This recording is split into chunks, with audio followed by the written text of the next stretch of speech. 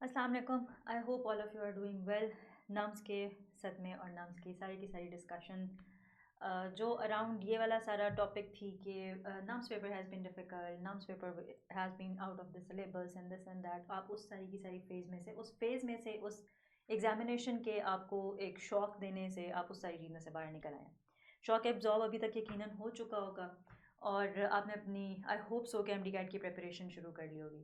सो आज की discussion would be around MD CAT biology NUMS section, पर more importantly it would be around कि अगर आपको मज़ीद आपके एमडी कैट के एग्जामिनेशन में आप इम्प्लीमेंटेशन बेस्ड एमसीक्यूज़ देखना चाहो तो आपको किस किस्म के मज़ीद इम्प्लीमेंटेशन बेस्ड एमसीक्यूज़ आ सकते हैं। हम इन्हीं एमसीक्यूज़ की डिस्कशन के दौरान कुछ थोड़ा बहुत इनको मॉडिफाई करके देखते हैं कि मज़ीद कौन से ऐसे एमसीक्यूज़ हैं जिनको आप अपने एम डी कैट 2024 के पेपर में एक्सपेक्ट कर सकते हो, या आप ये देख सकते हो कि अच्छा इस तरह का कोई ना कोई एमसीक्यू इसके अराउंड कुछ ना कुछ अगर एमसीक्यू बनेगा तो किस टाइप का बनेगा। दो बहुत इंपॉर्टेंट बातें before starting the discussion. First thing is के my inbox has been flooded with recurring message from the students के नम्स ने हमें इतना ज़्यादा दिल बर्दाश्त कर दिया कि अब हम एम डी कैट की प्रिपरेशन नहीं कर पा रहे। सो द पॉइंट इज़ कि मुझे इसलिए ये चीज़ थोड़ी इलॉजिकल लग रही है कि अगर आप नम्स की प्रिपरेशन करके गए थे और आप एग्जामिनेशन के अंदर बैठे हो और प्रिपरेशन के बाद आपने एक एग्ज़ाम को दिया और उस एग्ज़ाम से आपने ये चीज़ लर्न की है कि there is something known as unexpected paper. अगर आप इस सिनेरियो में से एक दफ़ा गुजर चुके हो और आपको ये बात पता चल गई है कि अच्छा ऐसा कोई एक इंसिडेंट है, this is something known as the worst case scenario that could happen with the students. और आई होप सो कि ऐसा वैसे स्टूडेंट्स को इसके लिए भी मेंटली प्रिपेयर्ड होना चाहिए। लेकिन एनी हाउ अगर आप वर्स्ट केस सिनेरियो की बात करते हो और आप अभी इस वक्त नाम्स के अंदर उस चीज़ को देख चुके हो, so what is any thing that you are expecting जो इससे भी बुरी हो सकती है in your M D CAT के एग्जामिनेशन। आप एक दफ़ा इस सारी चीज़ में से गुजर गए हो। अब जब आप जाके एम डी कैट के एग्ज़ाम के अंदर बैठते हो, you are going to fight for not just admission in a single university, बल्कि you would be fighting for सारी की सारी government universities in Pakistan with huge number of huge difference of जो आपके पास सीट्स हैं उसके जो आपके पास नंबर ऑफ सीट्स है, total number of seats for the students. So I think it's illogical to से eight this point in time. ये ना इस तरह की चीज़ है कि आप जंग करने से पहले ही एक हार डिक्लेयर करके बैठ गए हो अपने लिए खुद ही, before even the war has started, कि I am going to lose. So इससे पहले कि कोई और आपको ये कहे कि you are not going to be someone जो एम डी कैट के बाद किसी मेडिकल यूनिवर्सिटी में एडमिशन ले सकता है, स्टूडेंट ने सेल्फ डिक्लेयर करके अपने लिए खुद ही कह दिया कि I do not deserve to be in the medical university. ठीक। सो एक तो उस फेज़ के लिए द सोल्यूशन इस सारी की सारी चीज़ का क्या होना चाहिए, learn from the mistakes, go and attempt M D CAT. दूसरी चीज़ जो एक रिकरिंग मैसेज के तौर पर आई है कि हम लोगों को डिफरेंट बोर्ड्स में डिफरेंट हम लोगों के जो इंस्ट्रक्टर्स हैं, of course you all of you have been preparing from very different forums. किसी ने किसी ऑनलाइन फॉरम से तैयारी की होगी, किसी ने हम लोगों से इस वक्त जो लोग भी इस वीडियो को देख रहे हैं उन्होंने हमसे भी तैयारी की होगी, नरबर से भी तैयारी की होगी, किसी ने किसी फिजिकल अकेडमी से तैयारी की होगी। All of the teachers, all of the instructors are saying us कि अच्छा देयर वाज अ स्टूडेंट जिसने एक कॉन्वर्सेशन अपने इंस्ट्रक्टर के साथ भी कुछ इस किस्म की भी शेयर की हुई थी मेरे साथ, और कि जी आप अगला फ़िला फ़िला बोर्ड का, I am not naming the instructor, I am not naming the institute, my purpose right now is not to name and shame anyone, या किसी का नाम लेके उसके आगे कोई बात करना। मेरा इस वक्त पर्पज़ ये नहीं है। मेरा सिर्फ इस वक्त एक ये मकसद है, एक ये जो है वो मेरे जहन के अंदर सिर्फ और सिर्फ चीज़ है कि जो स्टूडेंट्स हैं उनके जो अजीबो गरीब किस्म की क्यूरीज उन्होंने खुद पे की हुई हैं हम उनको थोड़ा सा एड्रेस कर दें, ताकि वो जो इस वक्त तैयारी के फ़ेज़ के अंदर बैठे हुए हैं और सिर्फ इसलिए एक वो कहते हैं ना कि मैदान जंग छोड़ने के लिए तैयार हो गए हैं कि लोगों ने उनको आके बहुत सारी बातें सुना दी हैं, इर्द गिर्द के इन्वायरमेंट ने डरा दिया, तो वो उस फेज़ में से बाहर निकल आए। अगर आपको कोई भी शख्स इस वक्त ये कह रहा है कि you should not be going for M D CAT seeing NUMS का पेपर, I don't think so that should happen, because दोनों के सिलेबस के डिफरेंसेस के बारे में आप लोग बता चुके हो, पेपर की एक्सपेक्टेशन जो आप लोगों की है उसके डिफरेंसेस के बारे में आप लोग बता चुके हो। हम लोग आपको इस चीज़ के बारे में कई मरतबा गाइड कर चुके हैं कि एक में 150, एक में 200, मतलब काफ़ी सारी चीज़ें एक दूसरे से इनकी बिल्कुल डिफरेंट हैं। इनका पर्पज़, सबसे पहली बात, बिल्कुल डिफरेंट है। एक एग्जामिनेशन का पर्पज़ सिर्फ एएमसी था, एक का purpose all of the Pakistan की मेडिकल यूनिवर्सिटीज़ हैं। Anyone who is saying you कि आपका आगे आने वाला टेस्ट भी बहुत मुश्किल होगा, तो ठीक है ना, अगर मुश्किल होगा तो लेट्स प्रिपेयर फॉर इट। फिर इसमें भी अगेन मैदान जंग छोड़ के जाने वाली कौन सी बात है, लेट्स प्रिपेयर फॉर इट। हम एमसीक्यूज़ को देखते हैं, इस एंगल से देखते हैं, इस तरह देखने की कोशिश और प्रिपेयर करने की कोशिश करते हैं कि अगर गॉड फॉर बेड या हमारे इस एग्ज़ाम में या फिर हम लोग जब भी कभी क्या इसको कहते हैं अपने एग्ज़ाम्स अपने एमडी कैट में अपेयर हो रहे हैं, हमारे उस एमडी कैट के एग्ज़ाम में अगर इसी टाइप का कोई एक आधा एमसीक्यू भी आ जाता है, एक इवन सिंगल एक एमसीक्यू भी इस तरह का आ जाता है, तो how should we tackle with that specific MCQ, जिसको मैं अभी आपको अपनी जितनी भी चीज़ें हैं, जितनी भी टेक्निक स्टूडेंट को सिखाई हुई हैं, जो कुछ भी सिखाया हुआ उसको रिकॉल करके भी मैं आपको दिखाती हूँ अभी इसी डिस्कशन के दौरान कि how you would have tackled at that point in time. The problem is this word कि you were not expecting that sort of a paper out of syllabus. Problematic MCQs, अगर मैं पूरे 55 एमसीक्यूज को भी देखूं और एनालाइज करूं as a student and going in to your shoes, और फिर मैं देखूं कि अच्छा ये एमसीक्यूज किस किस्म के थे, और अगर मैं इस वक्त एक एग्जामिनेशन सेंटर में बैठी हूँ और मैं पेपर को देख रही हूँ, एनालाइज कर रही हूँ, तो there were 8 MCQs in the biology के सेक्शन, आई थिंक 7-8 कुछ इसके अराउंड एमसीक्यूज हैं जो ट्रबलिंग थे. They could have been tackled लेकिन ट्रबलिंग थे. 3 to 4 MCQs are straight away out of the syllabus. ठीक, लेट्स से कि हम ट्रबलिंग एमसीक्यूज को सिर्फ देखते हैं कि जिसको आपने एक गो में, क्योंकि बच्चे एक बहुत बड़ी गलती ये करते हैं कि वो स्किम थ्रू करने की कोशिश करते हैं पेपर को. द मोमेंट आप पेपर को स्किम थ्रू करते हो, या आपने किया होगा, आपने नम्स का पेपर हाथ में पकड़ा होगा, वो जो 32 शीट्स थी आपने उनको सिर्फ पलट के देखा होगा, आप एकदम फियर फैक्टर ने पूरा सर से पाँव तक आपको भिगोया होगा. उसके पीछे रीज़न क्या है? आपने एक क्लोरोप्लास्ट की पिक्चर देख ली, ठीक, हमने तो कभी तस्वीर देखी नहीं. आपने एक इंटरन्यूरॉन वाली एक रिफ्लेक्स आर्ट की तस्वीर देख ली, हमने तो कभी तस्वीर एक्सपेक्ट ही नहीं की थी. वो दोनों पिक्चर्स आपको सबसे सामने दिखी, उसके बाद you lost your confidence and then everything went down the way. वो डोमिनो इफेक्ट की तरह हर चीज़ ने आपको एकदम से अटैक किया और फिर हर सब्जेक्ट के ऊपर उसका इम्पैक्ट आया. और अभी कुछ देर में जैसे ही आप लोग ये भी चीज़ देख लोगे, नम्स का रिजल्ट अनाउंस होगा, हम इस चीज़ को खुद सब लोग देख भी रहे होंगे कि how that specific thing effects the student. ठीक, प्रेशर या अनएक्सपेक्टेड पेपर, और उसके अंदर अगर 55 में से 4 MCQs were out of the syllabus, that means it any student who claims it कि मैंने प्रेपरेशन की हुई है, including pressure preparation, including unexpected चीज़ों की preparation, including out of the syllabus चीज़ों के आ जाने की प्रेपरेशन, ये सारी पार्ट ऑफ प्रेपरेशन हैं. जस्ट लाइक द स्टूडेंट्स जो लास्ट ईयर यूएचएस का एग्जाम देकर आए थे, उन्होंने कहा था 12 MCQs were out of the syllabus, और जब हमने बैठ कर उनको देखा तो out of the syllabus were from federal board. So अब आपको कुछ चीज़ें समझ आ गई होंगी क्यों बायोलॉजी कंपेंडियम के ऊपर बहुत ज़्यादा जोर दिया था मैंने, क्यों मैंने अक्रॉस द बोर्ड्स पढ़ने के लिए कहा था, ख़ास तौर पर बलूचिस्तान बोर्ड के स्टूडेंट्स को जिन्होंने नम्स दिया बैठ के, सिंध बोर्ड के स्टूडेंट्स को जिन्होंने नम्स दिया बैठ के, केपी के बोर्ड के स्टूडेंट्स को जिन्होंने नम्स दिया बैठ के, उनको कम अज़ कम इस एग्ज़ाम के अंदर बैठने के बाद अब ये बात समझ आ गई होगी why I was saying it कि प्लीज़ अक्रॉस द बोर्ड सारी की सारी चीज़ों को पढ़ें. और बहुत सारा बैकलैश, कुछ अच्छे बच्चे होते हैं, कुछ अच्छे बच्चे, कुछ ज़्यादा अच्छे बच्चे होते हैं, तो जो ज़्यादा अच्छे बच्चे थे उनकी साइड से अच्छा खासा इस चीज़ के ऊपर बैकलैश आ रहा था कि why are you making us study all of the boards, we should not be covering all of the boards. Hamstring muscle की एग्जांपल देखने के बाद ये बात अच्छी तरह समझ आ गई होगी कि मैं क्यों कह रही थी कि ऑल बोर्ड्स, ठीक, ऑल बोर्ड्स की तरफ जाओ. फिर उसके बाद इसी तरह जो मेज़न वाली एग्जांपल थी उसको देखने के बाद जो एवोल्यूशन का चैप्टर था उसके एमसीक्यू को देखने के बाद ये समझ आ गया होगा कि मैंने क्यों कहा था कि go for all of the boards. At least चीज़ों को किसी और बोर्ड में किसी और नज़र से पढ़ोगे तो थोड़ा सा दिमाग को इस्तेमाल कर लोगे किसी तरीके से. Let's begin our discussion along with the discussion के what should you be expecting in upcoming MD CAT. ठीक है, अपकमिंग एमडी कैट एग्जाम के अंदर क्या कुछ एक्सपेक्ट करना चाहिए अगर कुछ कोविड के ही सिनेरियो में से, इन एक्चुअल सेंस कोविड के सिनेरियो में से आपको एमसीक्यूज नहीं आए, आपको टेस्ट किया गया है एक डिफरेंट एंगल से, ठीक है, रिगार्डिंग ए सेलुलर का ही टॉपिक. फिर आपको टेस्ट किया गया एक डिफरेंट एंगल से रिगार्डिंग इम्यूनिटी का टॉपिक. इम्यूनिटी का टॉपिक भी वो टॉपिक है जिसके ऊपर हमने अच्छा खासा टाइम स्पेंड किया है. ठीक है, सो लेट्स सी, हम देखते हैं थोड़ा सा और थोड़ा सा एनालाइज करने की कोशिश करते हैं इन चीज़ों को कि what has happened, what is happening, थोड़ा सा इन चीज़ों को देखते हैं. ठीक है, which function can not be attributed to plasma membrane lipids. So plasma membrane lipids के साथ किस फंक्शन को इन सब में से एसोसिएट नहीं किया जा सकता. The first technique which I taught you guys, जो पहली चीज़ आप लोगों ने मुझसे सीखनी शुरू की थी before active recall became a word और before I started forcing you guys कि एक्टिव रिकॉल करनी है, एक्टिव रिकॉल करनी है, वो पहली चीज़ जो मैंने बार बार आपको बताई थी वो था कि कीवर्ड. ठीक है, एमसीक्यूज़ का कीवर्ड, किसी भी एमसीक्यू की स्टेटमेंट के कीवर्ड को देखना बहुत ज़रूरी है. यहाँ आपके पास क्या कीवर्ड था, आपके पास कैन नॉट कीवर्ड था.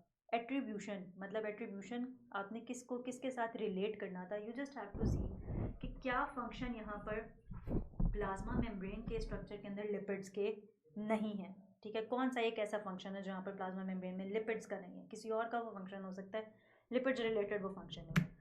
सो controlling the metabolic reaction across the cell membrane. अगर आप ये सारे के सारे function, I am sure about it कि जब आप अब बैठे होगे एग्जाम के सिनेरियो से बाहर बैठे होगे, तो एक जो फैक्टर है ना जो ख़त्म हो चुका है वो ये है. ठीक है, एक ये फैक्टर्स है ना, प्रेशर और फियर के फैक्टर्स, अब वो हो चुके हैं ख़त्म. अब everything would be making sense for you. अब इस वक्त अब आप बैठ के कहोगे कि यार मतलब देखते ही समझ आ रही है कि lipids are not the ones जो कंट्रोल कर रहे होते हैं सारी की सारी चीज़ को. सो यार हम देखते हैं फॉस्फोलिपिड्स मेम्ब्रेन फ्लेक्सिबिलिटी के लिए काम कर रहे होते हैं. वी नो इट, हमें पता है. अच्छा, recognition of cells, having immune cell surface markers, binding of ligands for intracellular responses, हम सारी की सारी चीज़ें देखते हैं, हमें ये बात समझ आती है. अच्छा यार ठीक है कि आई मीन कि this would have been the only possible answer. ठीक, controlling metabolic reactions across the cell membrane, that is not something which lipids are responsible to do. ठीक. सो अगेन इस MCQ के लिए the correct option, of course यहाँ पर आप लोगों ने जहाँ पर भी जितनी भी जिस भी एंगल से डिस्कशन सुनी है, आप there are many reasons why people are discussing the things in the way they are discussing. There is a lot of chaos, there are a lot of hue and cry. आप लोगों को मेरे ख्याल से nums के second day I announce the answer की आप लोगों को प्रोवाइड कर दी थी, सारा कुछ हो गया. तो उसके बाद से अभी तक आपने पता नहीं किस किस की क्या क्या बातें सुनी हुई हैं और किस किस ने आया कुछ का है. Regarding this specific MCQ, I think if you would be seeing this word, root of pepsinogen secreted by zymogen cells, आपने इसके रूट को एक्सप्लेन करना है. अब पेप्सिनोजेन सिक्रीट करना है zymogen cells ने, ठीक है, परफेक्ट. अगर मैं इसको ये भी कहूँगी इस साल के चैप्टर में से ओरिजिनेट किया गया और बाय बुक आपको इस MCQ के करेक्ट ऑप्शन के लिए जाना पड़ता, तो ऑफकोर्स यहाँ पर इस वक्त एग्जामिनेशन सेंटर में अगर मैं खुद होती तो I would have marked Charlie. ठीक है, मैंने इसको इसकी चार्ली ऑप्शन को ही करेक्ट किया होता. लेकिन अगेन आपकी ही किताब एक बात कहती है जिसमें वो पेप्सिनोजेन और इसको आपस में एक दूसरे के साथ रिलेट नहीं करती. सो द मोस्ट या more correct option which should have been given, लेकिन यहाँ पर मुझे कहीं पर नज़र नहीं आ रही है, it would have been rough endoplasmic reticulum, उससे movement to Golgi complex, then secretory vesicles, that's it. The reason behind that is कि ये एक इस तरह का कंपोनेंट है which does not need the involvement of SCR. ठीक है, जिसमें SCR की इतनी इन्वॉल्वमेंट की ज़रूरत नहीं है. इनफैक्ट SCR की इन्वॉल्वमेंट की ज़रूरत ही नहीं है. SCR और RER के differences eight this point in time, I would encourage you कि इस क्वेश्चन का ये जो मैंने स्टेटमेंट दिया है कि मैं ये क्यों कह रही हूँ कि इसका करेक्ट ऑप्शन ये होना चाहिए, इसके लिए should be going back and starting SCR और RER के डिफरेंसेस, और उसमें आपको पता चलेगा कि प्रोटीन्स और लिपिड्स और इनकी प्रोटीन की ब्रेकडाउन के लिए, लिपिड्स की ब्रेकडाउन के लिए जो एंजाइम्स होते हैं उनकी पैकेजिंग, उनकी सिक्रीशन के लिए क्या पाथवेज या क्या रूट फॉलो हो चुके हो रहे होते हैं, और आप इनकी आप मेरी इस स्टेटमेंट के रीज़न को समझ जाओगे the moment you would be seeing this. अब रूट्स या इन सारी चीज़ों से रिलेटेड हमें क्या बातें पता होनी चाहिए, आप क्या पढ़ चुके हो. आप लाइजोसोम से रिलेटेड भी एक रूट पढ़ चुके हो जिसमें आप फेगोसाइटोसिस, किस तरीके से कोई भी लाइजोसोम का सेल कर रहा होता है, लाइजोसोम का स्ट्रक्चर कर होता है, वो पढ़ चुके हो. इसके अलावा यू कैन एक्सपेक्टेड कि गोल्जी कॉम्प्लेक्स से या गोल्जी अपरेटस से बन के आने वाली कोई ऐसी चीज़, कोई ऐसा vesicle which is extra which should be discarded, अगर उसको डिस्कार्ड करना है तो लाइजोसोम कैसे करेगा. फिर आप क्या चीज़ और मज़ीद यहाँ से ही एक्सपेक्ट कर सकते हो. यू शुड थिंक अबाउट कि अच्छा फेगोसाइटोसिस और पिनोसाइटोसिस जो दो आपने मैकेनिज्म्स पढ़े हुए हैं. ठीक, एंडोसाइटोसिस का एक मैकेनिज्म है जो आपने पढ़ा हुआ है, उसमें कौन सी लेयर किस तरीके से बिहेव कर रही होती है और किस तरीके से पूरे का पूरा रूट फॉलो हो रहा होता है. अगर आप फेगोसाइटोसिस के लिए कुछ देख रहे हो तो अराउंड द लाइजोसोम्स का स्ट्रक्चर ही आपको काफ़ी कुछ मिल जाएगा. ठीक है, लाइकवाइज एक और चीज़ जो आप एक्सपेक्ट कर सकते हो वो क्या है, राइबोसोम के पूरे रूट के बारे में आपसे पूछा जाए, राइबोसोम की फॉर्मेशन से लेकर फिर उसके बाद राइबोसोम से रिलेटेड कोई बात पूछी जाए कि पहले राइबोसोम बताएं जी खुद कैसे बनेगा, फिर वो एंडोप्लाज्मिक रेटिकुलम तक कैसे पहुंचेगा, या अगर वो फ्रीली आपके साइटोप्लाज्म के अंदर घूम फिर रहा है तो कैसे पहुंचेगा, कैसे घूम फिर रहा होगा, फिर उसके बाद राइबोसोम की प्रोडक्शन होगी, राइबोसोम की डिस्पर्शन होगी. अब राइबोसोमल यूनिट को यूज़ करना आगे किसी काम के लिए, ठीक है, आगे किसी मजीद सिंथेसिस के लिए, तो वो किस तरीके से हो रहा होगा. इस तरह के छोटे छोटे से roots, all of these make sense if you are seeing them in the examination. I would consider them as hard MCQs, लेकिन I would not consider these MCQs as out of syllabus, क्योंकि they should make all of the sense to you guys. आप लोगों को इसको देखकर अपने सिर्फ और सिर्फ सेल ऑर्गेनल्स में से अगर आप वही इजी वाले MCQs समझ रहे हो कि mitochondria is the power house of the cell वाली बात ही हमेशा पूछी जाएगी, तो ऐसा नहीं है. माइटोकॉन्ड्रिया क्लोरोप्लास्ट के स्ट्रक्चर को आप बहुत ज़्यादा डिटेल में बायोएनर्जेटिक्स में पढ़ते हो, इनको खास तौर पर माइटोकॉन्ड्रिया और सेलुलर मेटाबॉलिज्म के एस्पेक्ट में बहुत ज़्यादा डिटेल में पढ़ते हो। क्लोरोप्लास्ट को आप बहुत बहुत बहुत ज़्यादा डिटेल में पढ़ते हो एज अ स्ट्रक्चर। जब आप इसमें पूरे का पूरा मैकेनिज्म ऑफ फोटोसिंथेसिस को पढ़ रहे हो, तो उस सारी की सारी चीज़ के अंदर मेरे ख्याल से क्लोरोप्लास्ट को आपने ज़्यादा डिटेल में पढ़ा है जब आपने बायोएनर्जेटिक्स के चैप्टर में इस टॉपिक इस ऑर्गेनल को पढ़ा है as compare to the moment जब आप इसको सेल ऑर्गेनल्स में पढ़ो। तो सो ओवरऑल सिलेबस का टेस्ट है, ठीक है, किसी एक टॉपिक का टेस्ट नहीं है। जब ओवरऑल सिलेबस का टेस्ट होता है तो you should think about it कि आपको एग्जामिनर डिफरेंट तरीके से टेस्ट कर सकता है। अब हमें ये बात देख लेनी चाहिए, सोच लेनी चाहिए और डिफरेंट एंगल से समझ लेनी चाहिए कि इसका मतलब ये है हमें ऑर्गेनल्स को उनके फंक्शंस की कैपेसिटी के हिसाब से भी देखना है। हम ऑर्गेनल्स को पहले क्या देखते थे, सिर्फ उनके स्ट्रक्चर्स के हिसाब से देखते थे या स्ट्रक्चर्स की कैपेबिलिटी में देखते थे। आप ऑर्गेनल्स के सेल के अंदर आप क्या पढ़ रहे हो, आप सेल के अंदर ऑर्गेनल्स पढ़ रहे हो, सेल के पूरे चैप्टर के अंदर जिसमें आपके पास स्पेसिफिक ऑर्गेनल्स हैं, ठीक है, 6-7 आई थिंक ऑर्गेनल्स से ज़्यादा नहीं है। न्यूक्लियस किस तरह से किस स्ट्रक्चर से क्या चीज़ बनाकर कैसे बाहर निकाल रहा है, जिसको कहा जाता है कि जी ये फैक्ट्री है, यहाँ पर कुछ चीज़ बनी है, तो क्या चीज़ है जो बन रही है। जब वो न्यूक्लियोलस से बन रही है और बाहर तक आ रही है, तो वो बाहर तक क्या चीज़ है जो सिंथेसाइज होकर निकल रही है सेल से बाहर, ठीक है। सो आप सारी की सारी ऑर्गेनल्स को किस एंगल से किस एस्पेक्ट से पढ़ोगे, उनकी फंक्शनल कैपेसिटी से। एक बात जो मैंने आपसे ऑर्गेनल्स के अलावा आपके जब सिस्टम्स भी पढ़ते हो, लाइफ प्रोसेसेस का बहुत लेंथी टॉपिक है, जब आप उसको भी पढ़ रहे हो तो उसमें भी मैंने आपको एक ये बात कही थी कि आपने एक चीज़ याद रखनी है कि अगर एग्जामिनर आपके लिए हार्ड बेस्ड एमसीक्यूज़ के अंदर जाएगा तो वो आपको यहाँ उलझाएगा, ठीक है। ये हम वन शॉट में भी बातें कर चुके हैं, ये सारी वो बातें हैं जो हम वन शॉट में कर चुके हैं, लेकिन अनफॉर्चुनेटली हम एज अ स्टूडेंट, हम एज अ कॉम कह लें कि हम वो लोग हैं जो किसी के साथ हुआ हुआ इंसिडेंट देखकर नहीं मानते, ठीक है, और किसी की बात तो हम बिल्कुल मतलब नसीहत तो हम किसी सूरत नहीं सुनते हैं, ठीक है। जब तक हमें वो ठोकर खुद नहीं लग जाती, जब तक हमें वो चोट खुद नहीं पहुंच जाती, फिर हम सबको नसीहतें करते फिरते हैं, देखो ये चीज़ मत करना, ये चीज़ मत करना, ये चीज़ मत करना। फंक्शनल कैपेसिटी, इसके बारे में आई डोंट थिंक सो कि कोई भी इस तरह का वन शॉट होगा जो आपके 3-4 वन शॉट्स थे उनमें से जिसमें मैंने ये बात बार बार ना दोहराई हो कि फंक्शनल कैपेसिटी इस चीज़ों की ज़रूर देखो। तुम लोगों को इस टाइम पर टेस्ट करने के लिए एग्जामिनर के पास एनाटमी और फिजियोलॉजी ही है, आपको कोई बंदा पैथोलॉजी रिलेटेड चीज़ों में नहीं उलझाएगा, आपको किसी ने कोई डायग्नोसिस नहीं आपसे करवाना, ठीक है। सो आपको सिर्फ छोटी छोटी चीज़ों के ऊपर टेस्ट करना, वो इसी किस्म की होंगी। Less reactivity of sucrose, sucrose की लेस रिएक्टिविटी के पीछे इसके पास एक जो फंक्शनल ग्रुप नहीं है, इसके पास कोई फंक्शनल ग्रुप अवेलेबल नहीं होता, जाहिर सी बात है फंक्शनल ग्रुप अवेलेबल होगा रिएक्टिविटी बढ़ जाएगी, इसके पास नहीं है, इसलिए sucrose is less capable less to be react, ठीक है। अगेन फ्रॉम कोर्स ये सारी की सारी चीज़ें एग्जाम्पल्स के बारे में मैंने बात बहुत कैटेगोरिकली बताई थी, बहुत बहुत बहुत कैटेगोरिकली बताई थी, और मुझे याद है कि किसी एक टेस्ट के अंदर शायद हम लोगों ने आपको एक कोई स्ट्रक्चर दिया था और उस स्ट्रक्चर के बाद बहुत ज़्यादा शोर मचा था, और फिर उसके बाद हमें ये चीज़ खुद कह रही थी कि भाई बच्चे कहते हैं एमडीकैट के पैटर्न के अंदर कोई स्ट्रक्चर्स नहीं होते, तो अब हम स्ट्रक्चर्स के बारे में भी स्टेटमेंट्स देंगे। सो प्लीज़ अटेम्प्ट ऑल दो सॉर्ट ऑफ एमसीक्यूज़, अब जाके कम अज़ कम उन इनकरेक्ट एमसीक्यूज़ को ज़रूर अटेम्प्ट कर लो जो आपको इस पूरे के पूरे चैप्टर में से आपके स्ट्रक्चर बेस्ड जरूर बेस्ड आए हैं, आपकी एग्जाम्पल्स में से आए हैं बायोलॉजिकल मॉलिक्यूल्स के, ठीक है। सो बायोलॉजिकल मॉलिक्यूल्स इसमें से एग्जाम्पल्स के ऊपर फोकस करना है स्पेशली, क्योंकि आप देख रहे हो कि एग्जाम्पल्स के बारे में आपसे बातें पूछी जा रही हैं, ठीक है।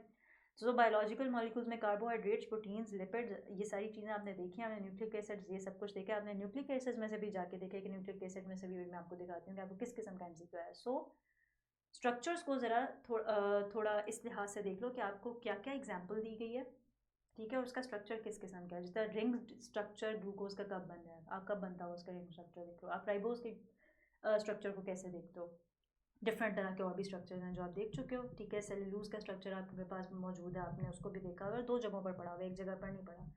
सो इन चीज़ों को भी थोड़ा सा from the perspective of MDCAT जरूर देख लो। Sucrose is use as a transport carbohydrate instead of glucose, इसके पीछे रीज़न क्या है, इसको क्यों यूज़ किया जाता है, because it is a non reducing sugar. So the MCQ which was first asked from me, सबसे पहले जिस एमसीक्यू को आते साथ मुझे भेजा गया था कि जी इस एमसीक्यू का आंसर बता दें, इस एमसीक्यू में बहुत मुश्किल बात थी और पता नहीं क्या कुछ था। इस एमसीक्यू में प्रॉब्लम सबसे बड़ी ये थी कि अगर किसी ने एवोल्यूशन वाला टॉपिक मेरे साथ अटेंड किया हुआ है और वो इस वक्त इस वीडियो को देख रहा है, तो वो रिकॉल कर सकता है कि मैंने आपको एवोल्यूशन को जब पढ़ाना शुरू किया था तो मैंने आपको कोविड की एग्जांपल दी थी और ये बताया था कि किस तरह कोविड के सिनेरियो में all of us have evolve.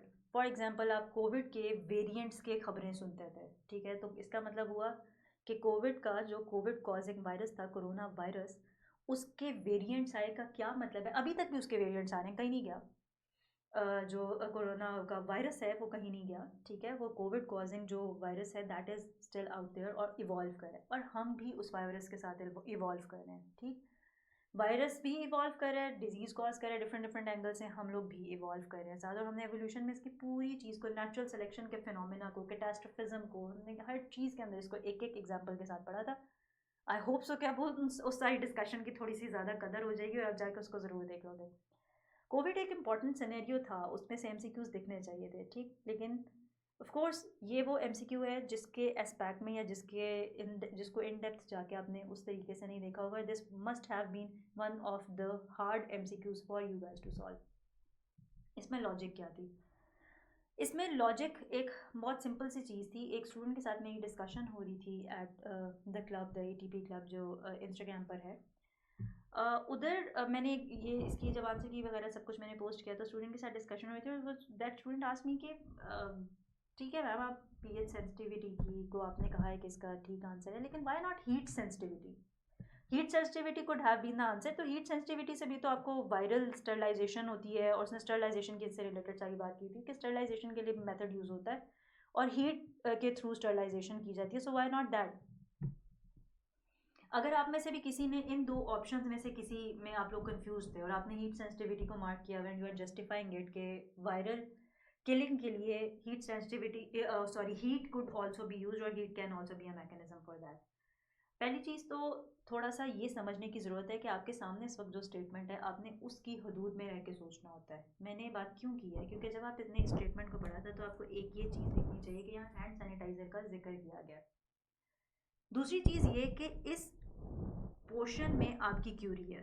ये पोर्शन है जो आपका क्यूरी वाला पोर्शन है, ये पोर्शन इंफॉर्मेशन वाला पोर्शन है जो आपको इंफॉर्मेशन दे रहा है, जिसके बारे में मैंने बात की है कि कई मरतबा इनफैक्ट बात की है कि जब कभी भी आप लंबी से स्टेटमेंट देखना हो, तब सबसे पहले अगर तो ये एमसीक्यू तो नहीं आता, और उसमें आधी से ज़्यादा बात सिर्फ और सिर्फ इन्फॉर्मेशन की होती है, जिसमें the purpose of the examiner is के आपको इर्द गिर्द की सारी बातें बता के थोड़ा सा, जिससे वो लॉजिकल रीजनिंग के टाइप के आपके एमसीक्यूज होते हैं, उसमें भी काफ़ी बड़ी बड़ी स्टेटमेंट्स होते हैं. आपको देख के घबराते क्यों? क्योंकि आप क्या कह रहे हो, तो इतनी लंबी स्टेटमेंट है, इसका आंसर मैं कैसे ढूंढ सकता हूँ या ढूंढ सकती हूँ. उसमें से कुछ चीज़ें आपके कीवर्ड्स होती हैं, अगेन कीवर्ड्स, ठीक है.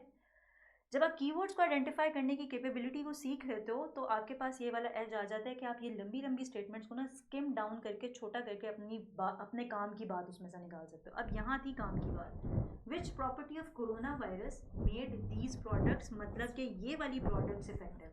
द क्वेश्चन वॉज अबाउट कौन सी प्रॉपर्टी कोरोना वायरस की ऐसी थी जो उसकी वल्नरेबिलिटी बन गई, जिसने इस वायरस को वल्नरेबल कर दिया. वायरल स्ट्रक्चर बहुत सिंपल है, ठीक है, वायरस का स्ट्रक्चर बेचारे का बहुत सिंपल है.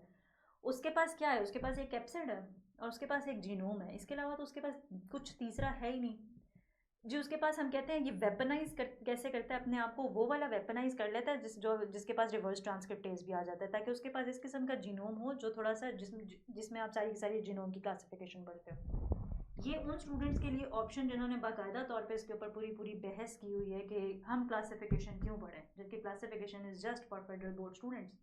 हमें क्लासिफिकेशन नहीं पढ़नी चाहिए. तो आप क्लासिफिकेशन में से ऑप्शन अपने सामने देख रहे हो. आई होप सो आप इस बात पर जिद नहीं करोगे कि हमें क्लासिफिकेशन नहीं पढ़नी. सो स्ट्रक्चर की सिंप्लिसिटी बता दी आपको.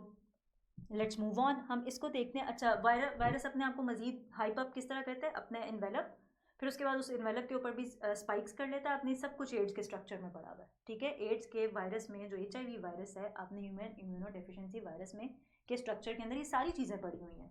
आपने देखा हुआ है किस तरीके से भी अपने आप को जो है वो जो आप कहते हैं ना कि स्किल अप करता है, ठीक है, वेपनाइज करता है अपने आप. इसके पास रिवर्स ट्रांसक्रिप्टेज भी है, इसके पास स्पाइक्स भी हैं, इसके पास कवरिंग भी है, इसके पास सब कुछ है, ठीक.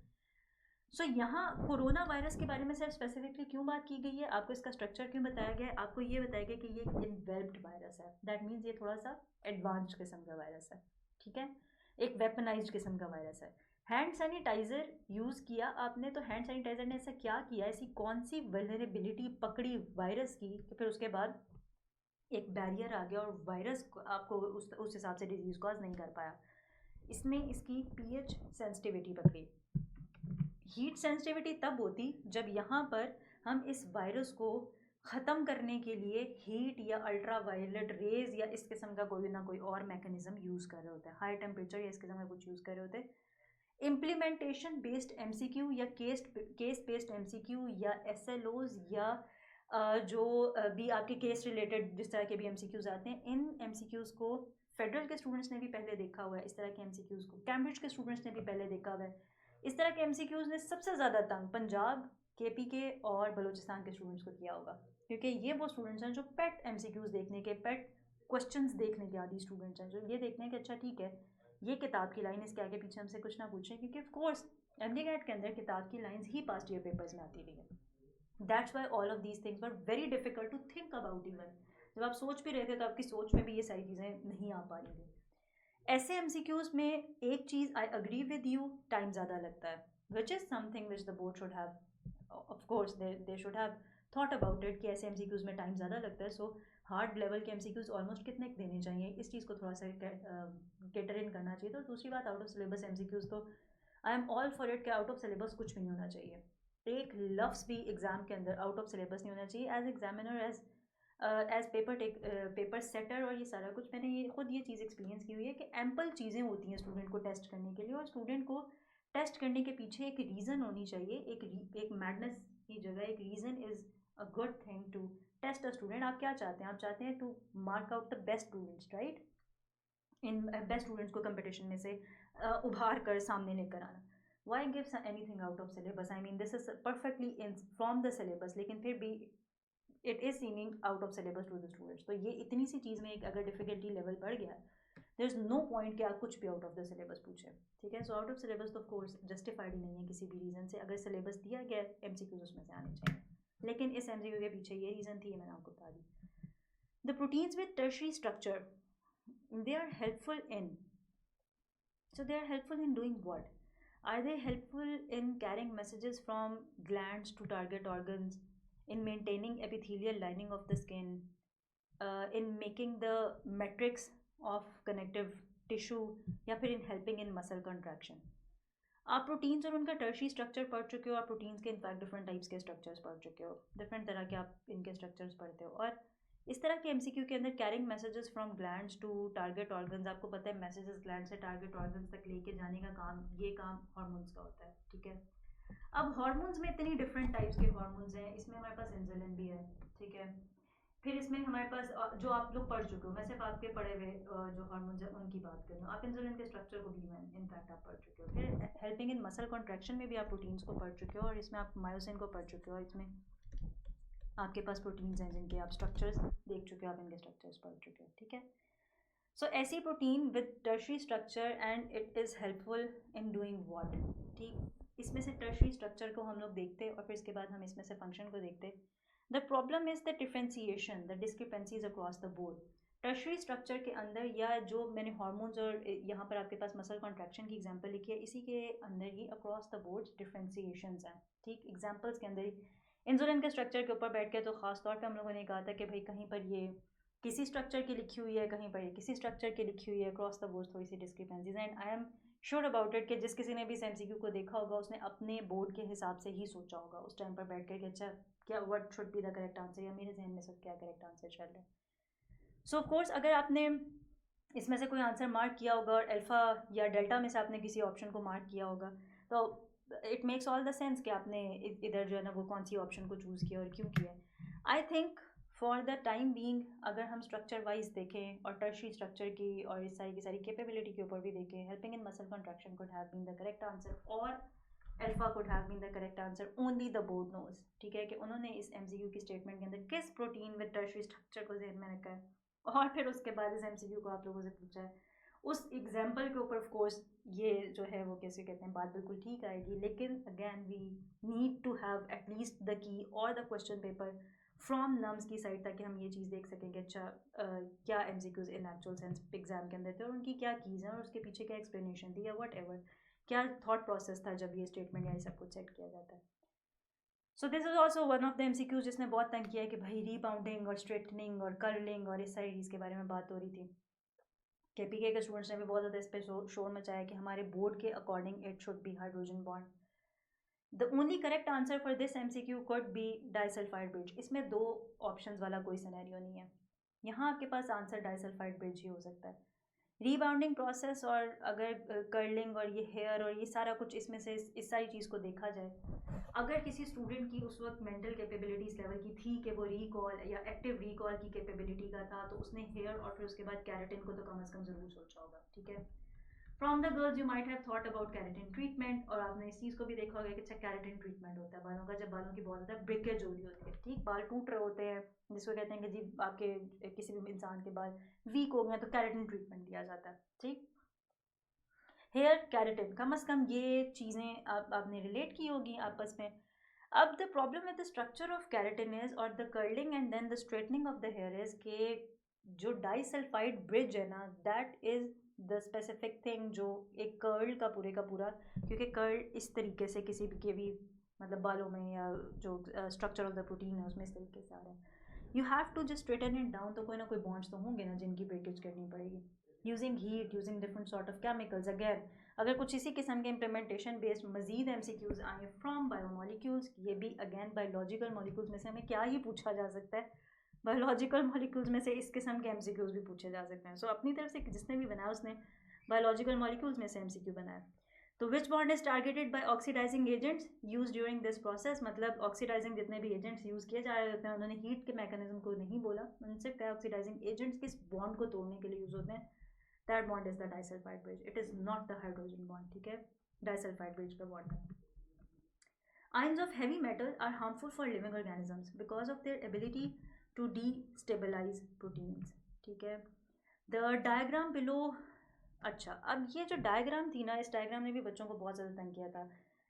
द थिंग इज़ कि इससे पहले वाले जो 2-3 MCQs थे जिन्होंने आपको बहुत ही ज़्यादा कोविड का एक MCQ आ गया, फिर उसके बाद रीबाउंडिंग का एक MCQ आ गया, उन्होंने ऐसी ऐसी बम्बार्डमेंट की हुई थी सिंपल स्टेटमेंट होने के बावजूद भी कि यहाँ तक पहुँचते पहुँचते बेशक ही MCQ आपकी कंप्लीटली सिलेबस में से था, डायग्राम थी, देखी हुई डायग्राम थी, सबसे ज़्यादा अटैम्प्ट की हुई डायग्राम थी, लेकिन इस डायग्राम ने भी सही वाला हत्थे से उखाड़ा। क्यों मैं कह रही हूँ ये देखी हुई डायग्राम है, this is the simplest diagram जहाँ से बायोएनर्जेटिक्स का टॉपिक शुरू होता है, आपको लाइट और डार्क रिएक्शंस के अंदर डिफ्रेंसिएशन समझाया जाता है, आपको एक क्लोरोप्लास्ट का स्ट्रक्चर दिखाया जाता है, और आप एक क्लोरोप्लास्ट के स्ट्रक्चर को देख कर ना सिंपल सी ये वाली चीज़ सीखते हो कि अच्छा लाइट रिएक्शंस होते हैं, डार्क रिएक्शंस होते हैं, इनके अंदर कौन कौन सी डिफरेंसेस होते हैं, इसके अंदर कौन कौन से प्रोडक्ट्स बनते हैं, यहाँ पर जो आपको प्रोडक्ट्स दिखा रहे हैं किसके अंदर कौन सी, किसके अंदर क्या चीज़ प्रोडक्ट है, किसके अंदर क्या चीज़ रिएक्टेंट है, हम लोग ये सारी की सारी छोटी छोटी सी चीज़ें देखते हैं, काम ख़त्म हो जाता है।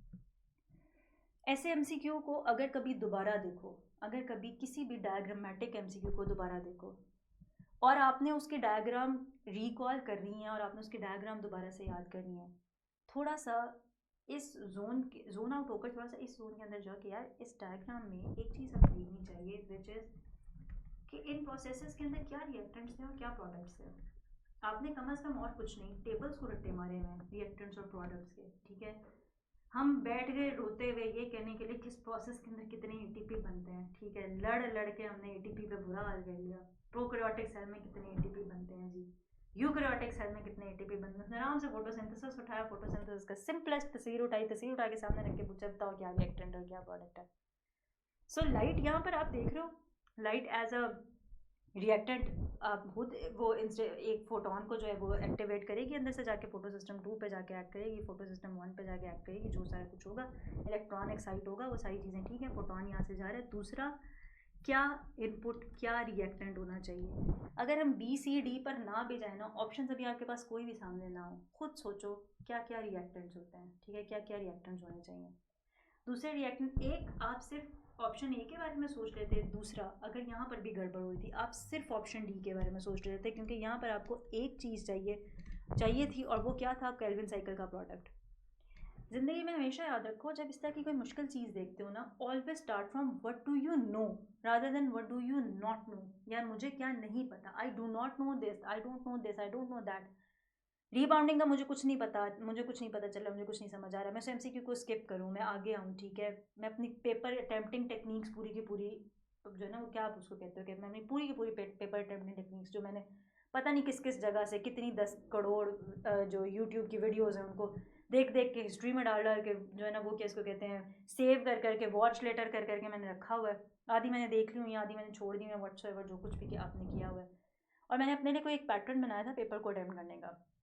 अगर मैंने 7वां 8वां MCQ छोड़ भी दिया हुआ है, अब मैं 9वें के ऊपर फोकस करके क्या देखूँ, मुझे इस पूरी फिगर में से क्या याद है, सीधी सी चीज़, सीधी बात, बाकी कुछ भी नहीं। मुझे इस पूरी तस्वीर में से क्या चीज़ याद है, मुझे क्या देखना चाहिए, मुझे रिएक्टेंट्स प्रोडक्ट्स देखने चाहिए। मतलब क्वेश्चन पेपर को पकड़ के उसके ऊपर लिखना शुरू करो, उसको यूटिलाइज करना शुरू करो, यूज़ करना शुरू करो। मुझे रिएक्टेंट्स और प्रोडक्ट्स देखने कहाँ पर देखने हैं, मुझे लाइट रिएक्शंस में देखने हैं, मुझे कैल्विन साइकिल में देखने हैं, मुझे डार्क रिएक्शंस में देखने हैं। ठीक है, ये लाइट रिएक्शन है मेरे पास, ये डार्क रिएक्शन है। अच्छा ठीक है, अब मुझे ये चीज़ देखनी है कि what can I begin with. मुझे कुछ भी याद नहीं आ रहा, कुछ भी अगर मुझे यहाँ से याद नहीं आ रहा तो मुझे ये याद आ जाए शायद, अगर मैंने सिर्फ कैल्विन साइकिल और बायोएनर्जेटिक्स के चैप्टर को रट्टे भी मारे में तो मुझे याद आ जाए यार यहाँ पर ना ग्लूकोज वाला बंदा था जिस पे मैंने बड़े रट्टे मारे थे, मैंने सर खाया था अच्छी तरह ये पूछ के कैल्विन साइकिल के कितने चक्कर पूरे होंगे तो एक ग्लूकोज का मॉलिक्यूल बनेगा।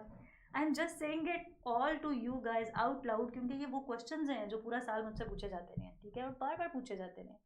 सो मच सो कि मुझे अगर क्वेश्चन याद हो गए तो आपको आंसर्स क्यों नहीं याद हुए, आपने भी फिर सिर्फ सवालों को रट्टे मारे हैं, जवाबों को नहीं।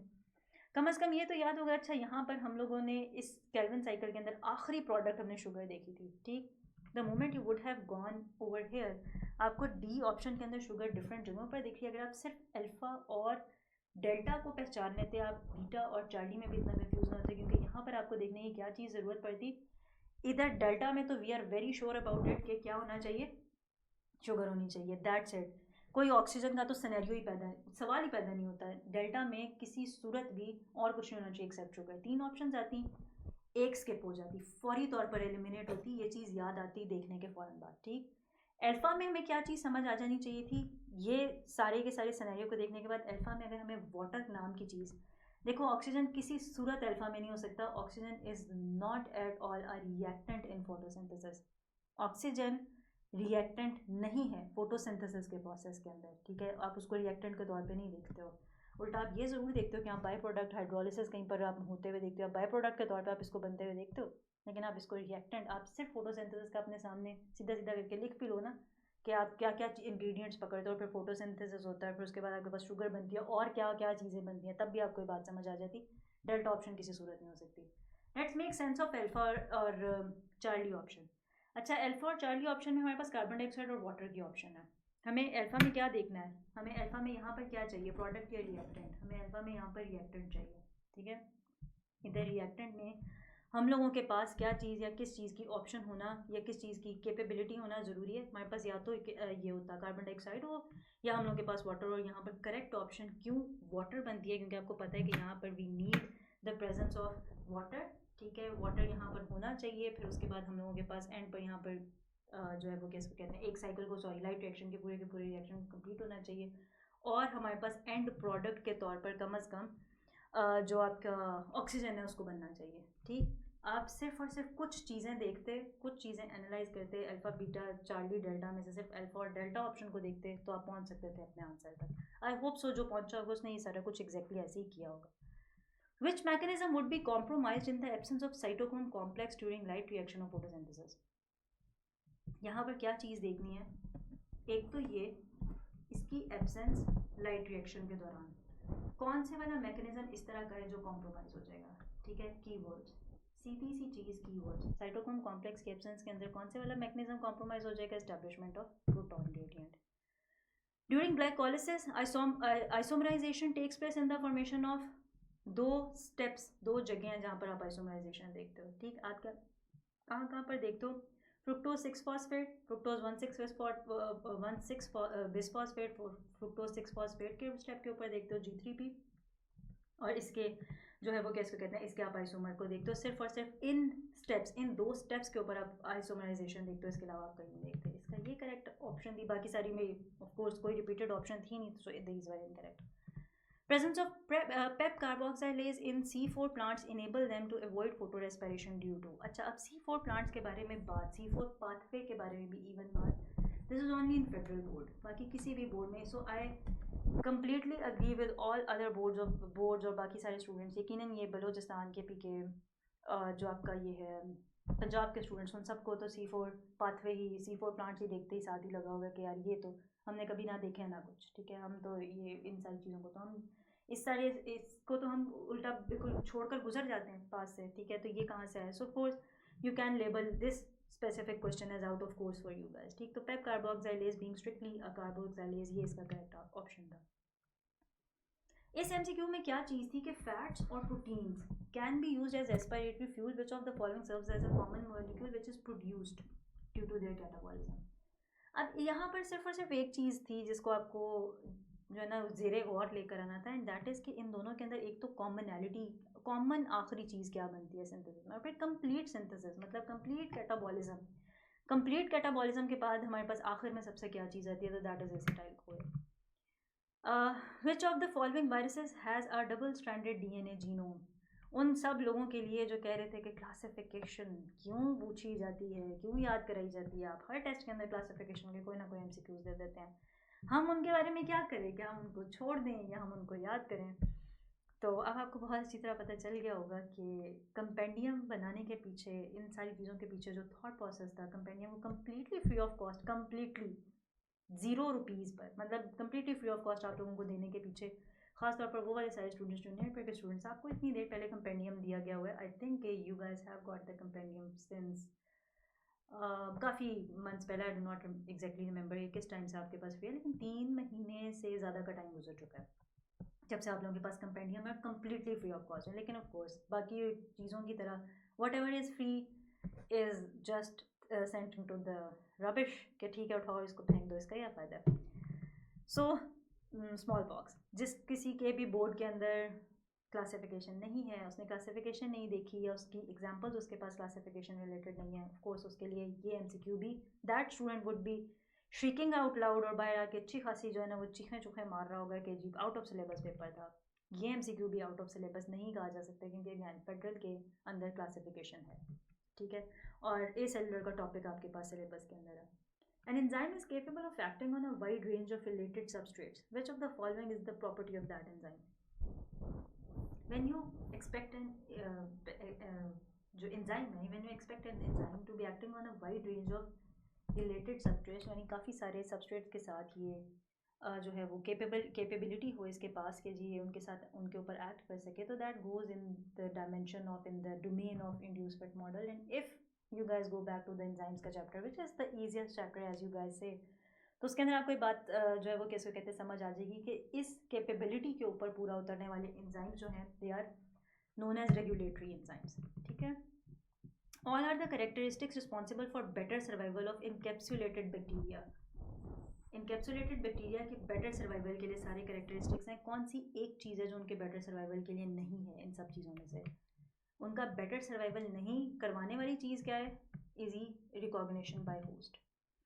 प्रोबायोटिक्स इन इन्फेंट्स, अब दिस आई वुड से कि this is out of course. इसके पीछे रीज़न क्या है कि शायद आप प्रोबायोटिक्स और उसका इन्फेंट्स में यूज़, आप इस पूरे के पूरे मैकेनिज्म को भी फर्स्ट टाइम देख रहे हो। Let me just tell you guys about it कि अच्छा जो बच्चे हैं उनको डिफरेंट तरह के प्रोबायोटिक्स दिए जाते हैं, और इन्फेंट्स जो हैं उनकी ज़्यादातर डाइट के अंदर, of course you know it very well कि बच्चों की डाइट के अंदर ज़्यादातर क्या चीज़ें होती हैं, लिक्विड और सेमी सॉलिड जो है वो डाइट होती है इनकी, ठीक है। सेमी सॉलिड डाइट भी काफ़ी देर के बाद आती है, इन्फेंट्स बहुत ही छोटे बच्चों को कहा जाता है, इनकी डाइट के अंदर मोस्टली सिर्फ मिल्क होता है, ठीक है, और मिल्क रिलेटेड ही इनकी डाइट चल रही होती है।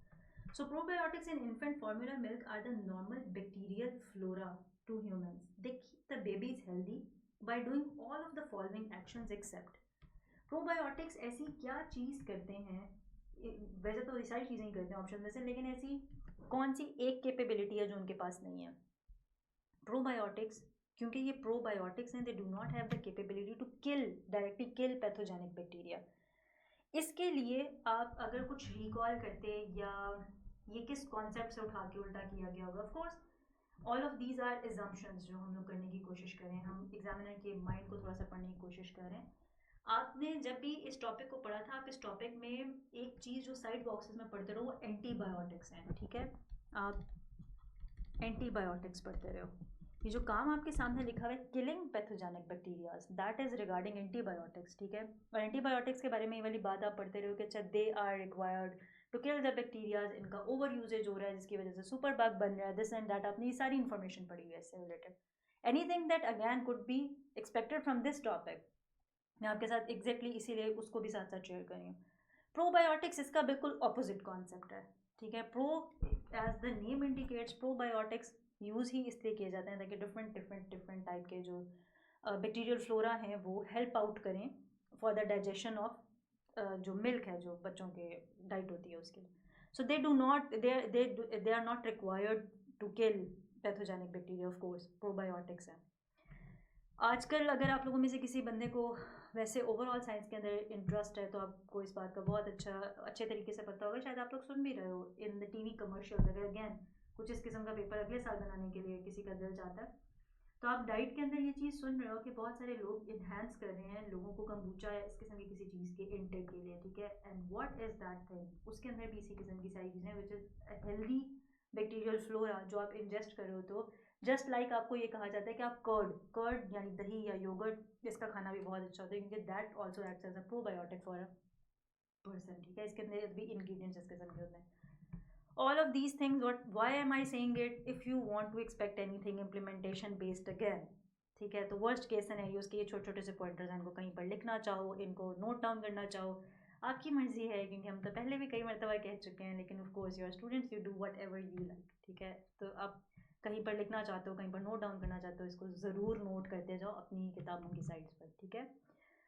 Again I would say it कि all the boards do not have regulatory non regulatory enzymes के एक्सप्लेनेशन सब बोर्ड्स में नहीं है।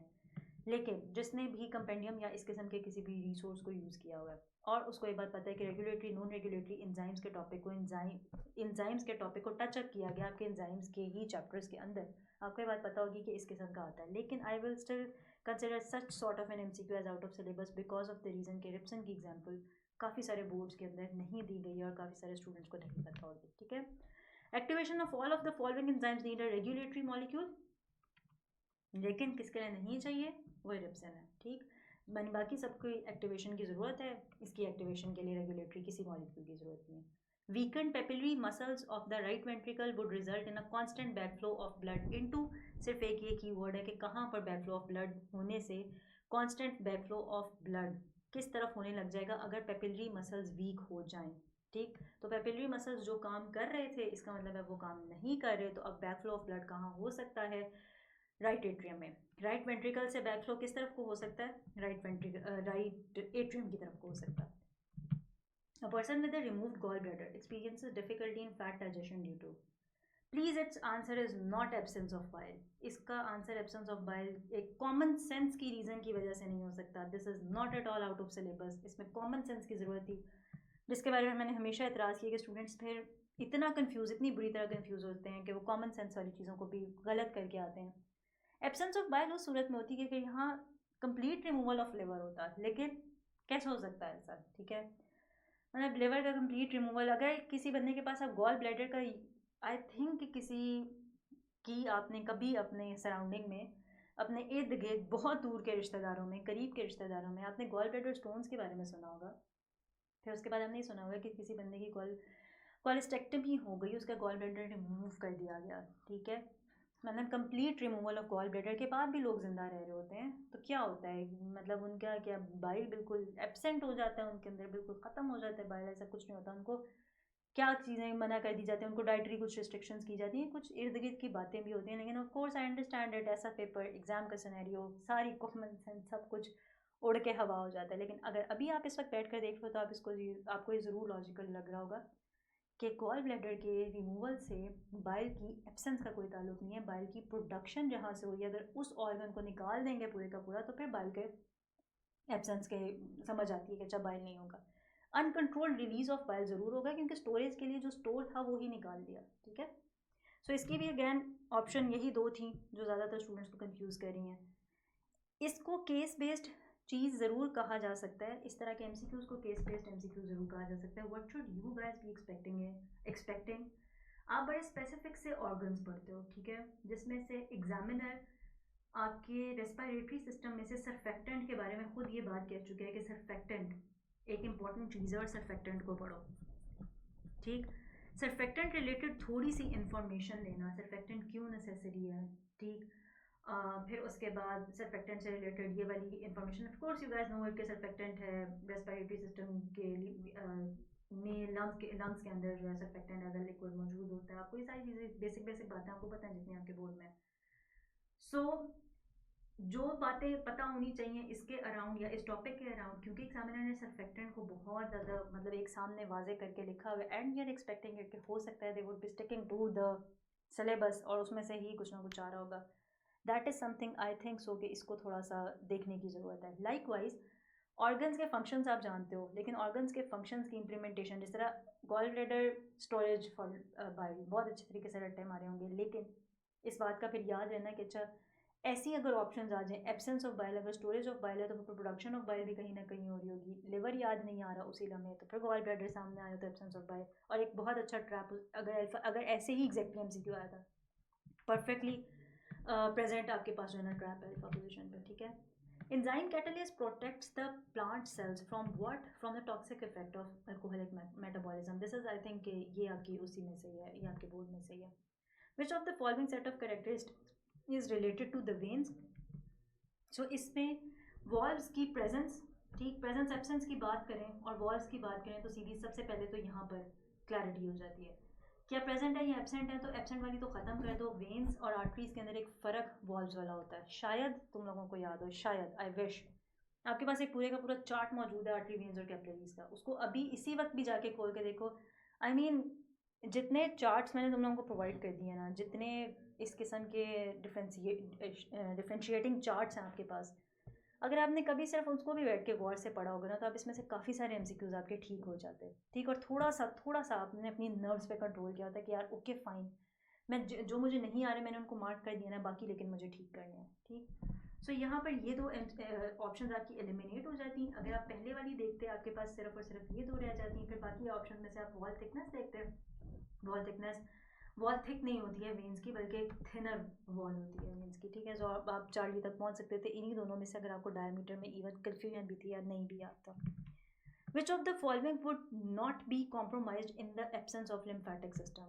लिम्फेटिक सिस्टम अब नहीं है, उसकी एब्सेंस में फंक्शंस ऑफ लिम्फेटिक सिस्टम मोर और लेस आप जितने भी एमसीक्यूज देख रहे हो ना जो नॉर्मली एक्सपेक्ट किए जाते हैं उससे ऑपोजिट है।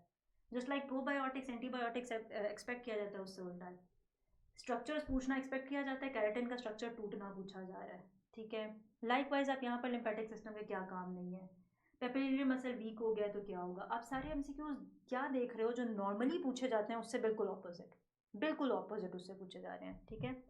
सो अगर 3-4 एमसीक्यूज के बाद भी there would have been any student जिसको ये बात, ये गेम समझ आ गई हो कि अच्छा यार इसका मतलब ये गेम ये चल रही है कि जो मुझे आता है मुझे उसको इन्वर्ट कर देना है, जो भी मुझे आता है मुझे उसको इन्वर्ट कर देना है, जो कुछ भी मैंने रट्टे मारे में चीज़ों को सीधे सीधे मुझे सिर्फ उसको इन्वर्ट कर देना, और बाकी चीज़ें जो मुझसे सीधी सीधी पूछी जा रही हैं वो टिपिकल वही सिंपल सिंपल चीज़ें हैं। और 4 से 5 ऐसे एमसीक्यूज हैं जो मुझे नहीं आते, late me just leave them, ठीक। इन पे मैं एंड पे गेस कर लूँगा या तुक्का लगा लूँगा कौन सा नेगेटिव मार्किंग है, ठीक है। नेगेटिव मार्किंग है नहीं तो मैं बाकी एंड पे तुक्का लगा लूँगा या लगा लूँगी। ये स्ट्रैटेजी किसी ने अडॉप्ट की थी तो perfect, do tell me about it. अगर किसी ने की थी, अगर नहीं की, apply it in MD CAT, apply all of your learnings in MD CAT. सारा कुछ जो सीखा है नम से, एक आर्मी मेडिकल कॉलेज में एडमिशन की ऑप्शन अपॉर्चुनिटी तुम लोगों के हाथ से गई है। Do not beat yourself up to the level के मैंने एमडी कैट में जाके बैठना नहीं है, बहुत बड़ी बेवकूफ़ी होगी, बहुत बहुत बहुत बड़ी बेवकूफ़ी होगी। एफएससी का रिजल्ट आ गया, मार्क्स कम आ गए, इनरोलमेंट कराई हुई है, एमडी कैट में जाके बैठो, no matter what MD CAT में जाके बैठो। ये टेस्ट आपको इतनी इतनी इतनी लर्निंग्स दे देगा कि अगर आप अगले बार एफएससी इंप्रूव करना चाहते हो, आप अपने ए लेवल्स के एग्जाम्स में अपनी बायोलॉजी के पोर्शन को इंप्रूव करना चाहते हो, you want to do whatever, जो भी करना चाहते हो आप, ये एक्सपीरियंस आपका सिर्फ और सिर्फ पर्सनल एक्सपीरियंस है, ये कोई बंदा भी आपको ट्रांसमिट नहीं कर सकता। आप 10,000 वीडियोस भी देख लोगे यूट्यूब पर, there is going to be no person, हर बंदा जो भी कोई आपको एक्सप्लेन कर रहा है वो बिल्कुल मेरी तरह की पोजीशन के अंदर, एक कंफर्टेबल पोजीशन के अंदर, एग्जाम प्रेशर में से बिल्कुल बाहर, सारे एमसीक्यूज को एनालाइज करके आपके सामने रख रहा है। इट्स वेरी ग्रेट कि आप सारी की सारी वीडियोस देखते हो, इट्स ग्रेट कि आप उनसे सीखते हो। एग्जाम के अंदर फिर भी at the end of the day आपने खुद जाकर बैठना, और उसका प्रेशर सिर्फ और सिर्फ वो लोग सही तरीके से कन्वे कर सकते हैं जो एग्ज़ाम के अंदर बैठे हुए हैं। मतलब I have attempted MDCAT and I still know it कि yes it has its own pressure at that point in time, जब आप जाके एग्जाम में बैठे हो तो वो मैं आपको ट्रांसमिट लफ्ज़ों में जितना मर्जी कर दूँ, जब तक आप उधर जाके नहीं बैठोगे आपको नहीं पता चलेगा। लास्ट डे प्रेपरेशन में नोट्स नहीं मिल रहे होते, लास्ट डे नहीं आएगा, 21 सितंबर को खुद एक्सपीरियंस नहीं करोगे आपको नहीं पता चलेगा। कि लास्ट स्टेज के अंदर ऑर्गेनाइज्ड कितने होने चाहिए, टेबल्स कितना काम आते हैं। मैं पूरा साल कहती रही हूँ नहीं फ़र्क पड़ेगा, लास्ट स्टेज जब टेबल को पकड़ोगे और उसमें से सारी चीज़ें आपके सामने होंगी, ऑर्गेनाइज तरीके से पड़ी होंगी, आपको पता चलेगा कितना फ़ायदा देते हैं। ठीक है, ख़ास तौर पर अभी थोड़ी देर में मैं बताती हूँ कौन से वाला इमेज। इस इमेज के ऊपर मैंने इन एक्चुअल सेंस वन शॉट के अंदर सॉर्ट ऑफ सिर्फ मिलते ही नहीं की थी। ठीक है, बाकी मैंने सब कुछ कहा था कि और कुछ भी नहीं, ना तो नर्वस और केमिकल कोऑर्डिनेशन जो कि है इस टॉपिक में से, सिर्फ एक इस ग्रीन डायग्राम, सिर्फ एक इस ग्रीन टेबल को कर लो, ये तुम लोगों की ज़िंदगी आसान कर देगा। ठीक है, विच of the following would not be compromise, तो इसका answer of course oxygen carrying capacity of blood था। ये कॉम्प्रोमाइज़ नहीं होगी, बाकी सब कुछ किसी न किसी लेवल पर कॉम्प्रोमाइज़ होगा। ब्लड प्रेशर की लॉजिक बच्चों को समझ नहीं आई थी। ब्लड का एक वॉल्यूम स्पेसिफिक मेंटेन करके रखना होता है सो दैट आपका जो ब्लड है उस वॉल्यूम की प्रेजेंस की वजह से, उस स्पेसिफिक वॉल्यूम की वजह से जो आपका ब्लड प्रेशर स्पेसिफिक होता है आर्टरीज का, वो फील हो रहा होता है, वो आप देख रहे होते हो। ठीक, एंड यू नो इट के approximately, it's not exactly 3 litres, लेकिन अप्रॉक्सीमेटली राउंड अबाउट 3 लीटर्स के करीब इंटरस्टिशियल स्पेसेस के अंदर ब्लड सर्ज आउट, सीप आउट कर वो सॉरी इंटरस्टिशियल फ्लूइड के जो है वो सीप आउट कर जाता है। सो लिम्फेटिक सिस्टम का काम होता है वो सारा पकड़ना, वापस जो आपकी ब्लड की कैसे कहते हैं कंपोजिशन है उसको पूरे का पूरा करना। ठीक है, तो ब्लड प्रेशर, ब्लड कंपोजिशन और डिफेंस मैकेनिज्म। डिफेंस मैकेनिज्म एक काम है, प्रेशर और कंपोजिशन मोर और लेस एक दूसरे के साथ रिलेटेड है। और कंपोजिशन में इन टर्म्स ऑफ सेल्स भी बात की जा सकती है, इन टर्म्स ऑफ वॉल्यूम भी बात की जा सकती है। सेल्स कौन से? White blood cells, of course defence वाले सेल्स। ठीक है, the presence of which molecules distinguishes blood from interstitial fluid. RBCs और लार्ज प्रोटीन्स ये डिस्टिंग्विश करती हैं, उन्हीं करेक्ट ऑप्शन, बाकी सब में कुछ ना कुछ खराब है। ठीक है, plants growing in saline soil face the problem of dehydration due to. अच्छा, सॉइल में है, डिहाइड्रेशन की बात हो रही है, we should go with straight away water potential. ठीक, और वाटर पोटेंशियल में हमें क्या चीज़ देखनी चाहिए कि किस तरफ वाटर पोटेंशियल आपको ज़्यादा दिख रहा है डिहाइड्रेशन के सिनेरियो में। So it would be more towards the root की side. During the COVID-19 epidemic, the plasma of recovered patient was injected in COVID patients. This proved quite effective. Which component of plasma do you think was responsible for this? So antibodies were responsible for this. Choose the one which is an example of artificial active immunity. Fetus receiving antibodies of mother through placenta. I think ये option mother receiving antibodies था, और यहाँ पर था babies receiving MMR shots. I think so कि यही था। You can tell me in the comment section if exactly this was the option, या इसमें अगर कुछ गड़बड़ थी तो वो भी देख लेना। ठीक है, सो इस किस्म की जो है वो आपके पास थी ऑप्शंस और prevention of a disease due to previous infection. ठीक है, डिजीज ठीक है, ड्यू टू प्रीवियस इन्फेक्शन। जब आप कहते हो ना prevention of a disease due to previous infection, ये आर्टिफिशियल एक्टिव इम्यूनिटी नहीं है, इसके पीछे जो आपके पास रीज़न होती है ना कि आप प्रिवेंट करते हो, आपको दोबारा से नहीं होता। फॉर एग्जांपल मीज़ल्स के केस में आपने ये चीज़ देखी होगी, या फिर फॉर एग्जांपल अगर आप में से किसी भी बच्चे को बचपन में, किसी भी स्टूडेंट को बचपन में कभी भी चिकन पॉक्स हुए हैं तो you would have heard about it कि ये बस ज़िंदगी में एक दफ़ा होते हैं, ये फिर दोबारा कभी नहीं होते। ठीक है, ये बस एक ही दफ़ा होते हैं। लेकिन अगर किसी को जॉन्डिस हुआ हुआ है कभी भी, तो वो वाली चीज़ के बारे में उसको ज़रूर किसी डॉक्टर ने, या टाइफाइड हुआ हुआ है, या मलेरिया हुआ हुआ है, डेंगू हुआ हुआ है, ठीक है, सो उसके बारे में ज़रूर आपको किसी ने कहा होगा कि ये दोबारा हो सकता है। डेंगू में भी इम्यूनिटी आ जाती है किसी ऑर्गेनिज्म में, लेकिन प्रॉब्लम है इसके डेंगू कॉजिंग एजेंट्स जो हैं वो डिफरेंट टाइप्स के हैं, 5 डिफरेंट टाइप्स के हैं। सो डेंगू में ये सिनेरियो थोड़ा सा होता है कि you are not immune, you are immune to one type of dengue causing agent, लेकिन बाकी 4 की वजह से आपको फिर भी हो सकता है। यू नेवर नो कि आप कौन से वाला प्लाज्मोडियम आपके पास आ रहा है, कैसे कहते हैं, कौन से वाला मच्छर और उसके पास किस किस्म की चीज़ है जो वो आप तक पहुंचा रहा है, कौन से वाला वेरिएंट है। ठीक है, so that somehow create some sort of problem. तो ये बातें वो हैं, ये वो चीज़ें मैं सिर्फ आपको इसलिए बता रही हूँ कि of course I understand and I sympathise with everything that you have gone through, लेकिन अब आपने इस चीज़ के लिए होश में रहना है एमडी कैट में। कुछ चीज़ें ऐसी हैं जो आपने अपने इर्द गिर्द अपने सराउंडिंग में से सुनी होती हैं पहले से। सो ऐसी एग्जाम्पल जिसमें आर्टिफिशियल एक्टिव इम्यूनिटी जिसके ऊपर पूरी की पूरी उतरती है, आर्टिफिशियल एक्टिव इम्यूनिटी, यहाँ पर आर्टिफिशियल नहीं है। ठीक है, prevention of disease due to previous infection, यहाँ आर्टिफिशियल कुछ नहीं है। आपको इन्फेक्शन हुआ था, बॉडी फॉट फॉर इट, और फिर उसके बाद रिकवर करके उसने अपने पास कुछ इस तरह की मेमोरी रख ली, कुछ इस तरह की चीज़ रख ली कि अच्छा अब दोबारा हो जाए, फिर देखते हैं। ठीक है, मतलब अब दोबारा ऐसा कुछ नहीं होना। तो ऐसे सिनेरियो के अंदर, या इन सिनेरियोज में से the correct option would have been the babies receiving the MMR shots.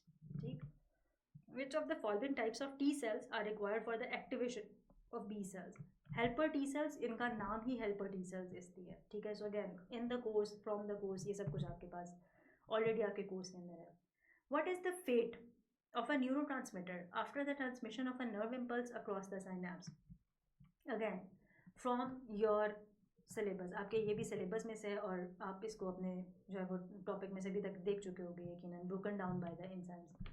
ये वो टॉपिक है जिससे रिलेटेड, या ये वो स्पेसिफिक एमसीक्यू है जिससे रिलेटेड तुम लोगों के पास एक ग्रीन कलर का इमेज मौजूद है. अभी जाके अपना पीडीएफ खोलो, ठीक है, नर्वस कोऑर्डिनेशन वाला खास तौर पे. उसमें ज़रा जाकर देखो तुम लोग अपने पूरे की पूरी डायग्राम को, और डायग्राम के डिफरेंट डिफरेंट जो है वो कैसे कहते हैं, depolarisation, depolarisation, hyperpolarisation, refractory phase, saltatory phase, हर फेज की छोटी सी डेफिनेशन है. कौन सा गेट खुला है, कौन सा गेट बंद है, every single thing is there. कौन से वोल्ट्स, +50 कब है, ठीक है, -70 कब है, हर सिंगल चीज़ उस एक पेज के अंदर है, उस एक सफ़े के अंदर है. और मैंने इसीलिए आपको कहा था कि अगर आपको इस टॉपिक को कम्प्लीटली छोड़ना भी है ना, तो कम से कम इतना रट्टा मार लो, क्योंकि इसमें से तुम लोगों को काफ़ी कुछ पूछा जाएगा और बार बार पूछा जाएगा, ठीक. And you are seeing the MCQ. Which immediate change is brought about in the postsynaptic membrane on binding with excitatory neurotransmitters? So the correct option is sodium gates are open. During the conduction of a nerve impulse, hyperpolarization would not occur. Would not occur. नहीं होगा अगर potassium gates were not so lousy. ठीक, अगर they would not be so lousy. Which of the following is a characteristic of electrical synapse? So electrical है, neurotransmitter नहीं चाहिए. Chemical में चाहिए ही, आपके पास न्यूरोट्रांसमीटर ही होता है इसको ट्रांसमिट करने के लिए, ठीक है. Which option given below characterises the refractory period? So refractory period सिर्फ एक चीज़, change in the type of ions across the membrane, ये जाता है correctly with the refractory period, वो सबर वाला पीरियड जिसके अंदर, और next impulse can be conducted refractory period के अंदर किसी सूरत नहीं हो सकता. अगर किसी को याद है या अगर किसी को नहीं याद, तो एक एक्टिविटी परफॉर्म की हुई है पुरानी वीडियोस के अंदर, तुम लोग इसी जो नेटवेयर है इसी के यूट्यूब चैनल पर देख सकते हो, जहाँ हमने एक एक्टिविटी परफॉर्म की थी. और इस सर्दियों की बात है, ठीक है, मतलब तब एक सही वाला, you can find the video जिसमें मैंने आपको डेमोन्स्ट्रेट करके दिखाई थी. There is a blue overall या blue jacket which I am wearing, ठीक है. तो सर्दियों की बात है जब का हम लोगों ने इन चीज़ों को पढ़ना शुरू किया हुआ है, और सख्त गर्मी, और फिर उसके बाद अब मानसून और दोबारा सर्दी आने वाला मौका आ चुका है. तो उसके अंदर आपको मैंने ये एक्टिविटी भी परफॉर्म करनी सिखाई थी, आपके सामने की थी. और रिफ्रैक्टरी पीरियड के अंदर एक छोटा सा बटन था साइड पे, अगर आपको याद है, हम उसको प्रेस कर रहे थे बार बार, लेकिन we were not able to send any sort of any other stimulus, हम नहीं भेज पा रहे थे. सो ये तो किसी भी सूरत ये ऑप्शन नहीं हो सकती थी. Next impulse can be conducted can not B the correct option in this scenario, ठीक है. Membrane potential, of course membrane potential +50 MV, ये भी ठीक नहीं है. Reversal of charges across the neural membrane, this is also incorrect. Change in the type of ions across the membrane, that is something which could be considered as the correct option, ठीक. Complex activity of flight में birds require the coordination of many skeletal muscles. Information है सारी की सारी. Which part of the brain in birds has to be well developed? Cerebellum. इसके बिल्कुल बाद, या अगर एग्जैक्टली बाकी ऐसी वो थी, अरेंजमेंट ऑफ द एग्ज़ाम थी, तो उसने एग्जामिनर ने आपको क्या किया है, जो आपके पास एवियंस हैं, जो आपके पास बर्ड्स हैं, एव्स, उनमें से फौरी तौर पर आपको मैमल्स की साइड पर लेकर आया, ह्यूमन बींग्स की तरफ, और आप पूछ रहे हैं यहाँ पर बताओ इसी तरह की ब्रेन एक्टिविटी के लिए एक ब्रेन की एक्टिविटी परफॉर्म की जा रही है. अब आप किसी इंसान में क्या देखते हो, क्या चीज़ आपको डेवलप देखनी चाहिए, ये किस जो है ना पार्ट ऑफ द ब्रेन में से फंक्शन होगा, तो दैट इज सेरिब्रम, ठीक. डेजर्ट मैमल है, faces severe dehydration on a hot sunny day. Which internal condition would lead to the secretion of ADH?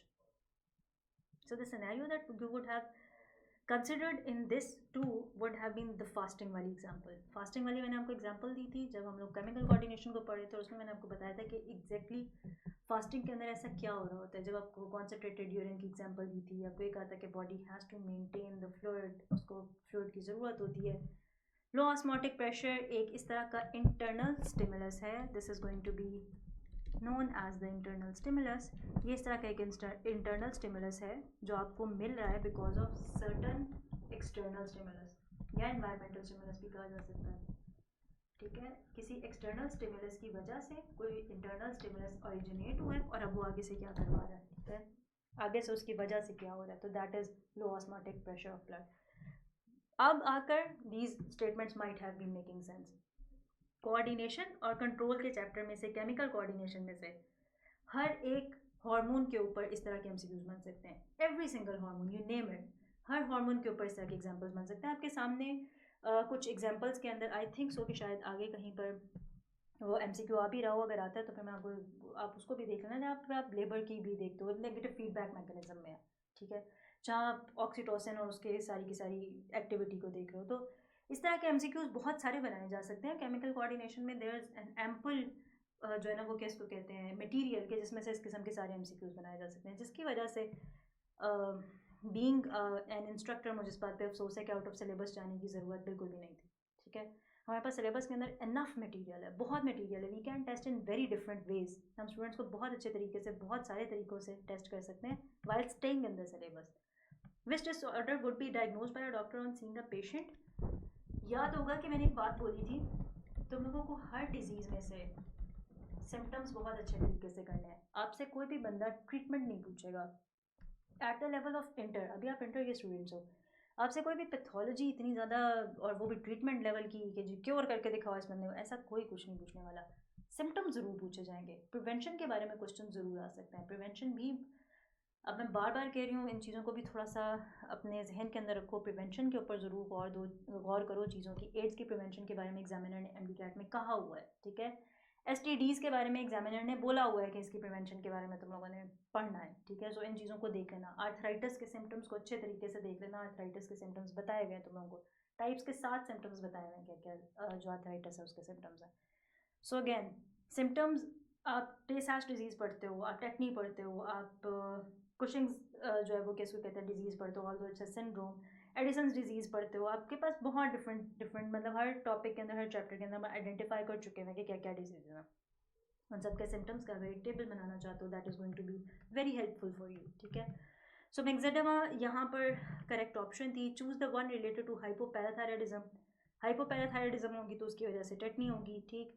Choose the mismatched pair, Graafian follicle, progesterone नहीं, यहाँ पर oestrogen था, और अगर progesterone के लिए कुछ देखना चाहते हो तो वो the correct option would have been corpus, ठीक है। कॉर्पस ल्यूटियम अगर यहाँ पर होता तो कॉर्पस ल्यूटियम, तो फिर ये करेक्ट ऑप्शन होती, ठीक। तो ये एक मिसमैच्ड पेयर था। विच of the following is an example of a negative feedback mechanism, सिर्फ कंट्रोल ऑफ बॉडी टेम्परेचर, बाकी सारे पॉजिटिव फीडबैक, यानी थोड़ा सा अगर कहीं पर वूंड हुआ है उसकी हीलिंग के लिए एक जो है वो किसको कहते हैं प्लेटलेट पहुंचा, तो वो यही सिग्नल वापस भेजेगा, आई नीड मोर मेगाकैरियोसाइट्स, और सारे क्यूरियोसाइट्स पहुंचने शुरू हो जाएंगे, प्लेटलेट्स पहुंचेंगे। लेबर कंट्रैक्शन, ऑक्सीटोसिन का रिलीज, मजीद ऑक्सीटोसिन का release. Milk secretion by suckling, oxytocin का रिलीज, मजीद ऑक्सीटोसिन का रिलीज, ठीक है। सो इन एग्जांपल्स के अंदर आप देख सकते हो कि बाकी सबके अंदर एक चीज़ अगर रिलीज़ हो रही है तो मजीद मजीद मजीद रिलीज़ होती जाएगी, अगर एक का ट्रिगर वापस ये जाएगा कि वी नीड मोर, ठीक। नेगेटिव फीडबैक में क्या होता है, कोई भी चीज़ इस स्टिमुलस को वापस भेजती है कि enough, I do not need any more secretion of it, ठीक है। जिस तरह इंसुलिन की सिक्रीशन, ग्लूकोज की एब्सेंस होगी है तो अब क्या होगा कि जी ग्लूकागॉन बोलेगा बस भाई और इंसुलिन नहीं चाहिए, enough enough of the insulin, ठीक है। सो यहाँ पर इस तरह के नेगेटिव और पॉजिटिव फीडबैक मैकेनिज्म को समझने का सबसे अच्छा तरीका क्या है कि आपको ये बात पता हो कि कौन कौन से इस तरह के हार्मोन्स हैं जो आपने पढ़े हुए हैं, कौन कौन से इस तरह के केमिकल कोऑर्डिनेशन के टॉपिक के अंदर आप हार्मोन्स को पढ़ते हो जो एक दूसरे के साथ साइनर्जिस्टिक रोल में काम करते हैं, कौन से ऐसे हैं जो एक दूसरे के साथ साइनर्जिस्टिक रोल में काम नहीं करते, एंटागनिस्ट होते हैं एक दूसरे के, ठीक है। मतलब एक दूसरे से ऑपोजिट काम कर रहे होते हैं, एंटिसिपेटरी नहीं होते एक दूसरे के साथ, ठीक। लाइकवाइज आप इस तरह की सारी चीज़ें मसल्स में भी पढ़ते हो, मसल्स में भी आपने याद रखना है। साइनर्जिस्ट की एग्जांपल्स आपके पास हैं, एंटागनिस्ट के आपके पास जो है ना वो एग्जांपल्स हैं मसल्स में, ठीक है। Most of the carbon dioxide in blood is transported as bicarbonate ions. Choose the event not taking place during gaseous exchange at the tissue level. There's only one incident जो नहीं हो रहा होता and that is formation of oxyhemoglobin, ठीक। यहाँ आपके पास interneuron था इस एग्जाम्पल में, इस फिगर के अंदर रिफ्लेक्स आर्ट को हमने बहुत अच्छी तरह पढ़ा था, शुरू से लेके एंड तक पढ़ा था विदाउट इवन सीइंग एनीथिंग। अगर आप यहाँ पर देखते हैं आपके पास एक छोटा सा डब्बी के अंदर ये जो चीज़ आप पढ़ते हो ये आपके स्किन के एक स्टिमुलस को, बेचारे एक टच स्टिमुलस को तुम लोग पढ़ रहे होते हो। टच स्टिमुलस रिसीव हमेशा सेंसरी न्यूरॉन पर हो रहा होता है, एंड पर एक्शन रिफ्लेक्स आर्ट एंड हमेशा किसी ना किसी मोटर न्यूरॉन पर हो रहा होता है। बीच में क्या बचता है, मासूम जो पूरे का पूरा ग्रे मैटर के अंदर आपको दिखता है, that is interneuron. Reflex art PDF में दोबारा जाओ, केमिकल कोऑर्डिनेशन नर्वस कोऑर्डिनेशन के PDF में, और वहाँ पर जाकर देखो रिफ्लेक्स आर्ट के बारे में कितनी बातें हुई हैं और कितना कुछ है रिफ्लेक्स आर्ट के बारे में जो तुम लोगों ने पढ़ा हुआ है इन जो है कि इसको कहते हैं इस टॉपिक को कितने अच्छे तरीके से कवर किया हुआ है, सिर्फ एक डायग्राम की वजह से अगर किसी ने घबरा के कुछ गलत किया इसका, और इंटरन्यूरॉन ही अगर वो नहीं समझ पाया तो कुछ नहीं हो सकता.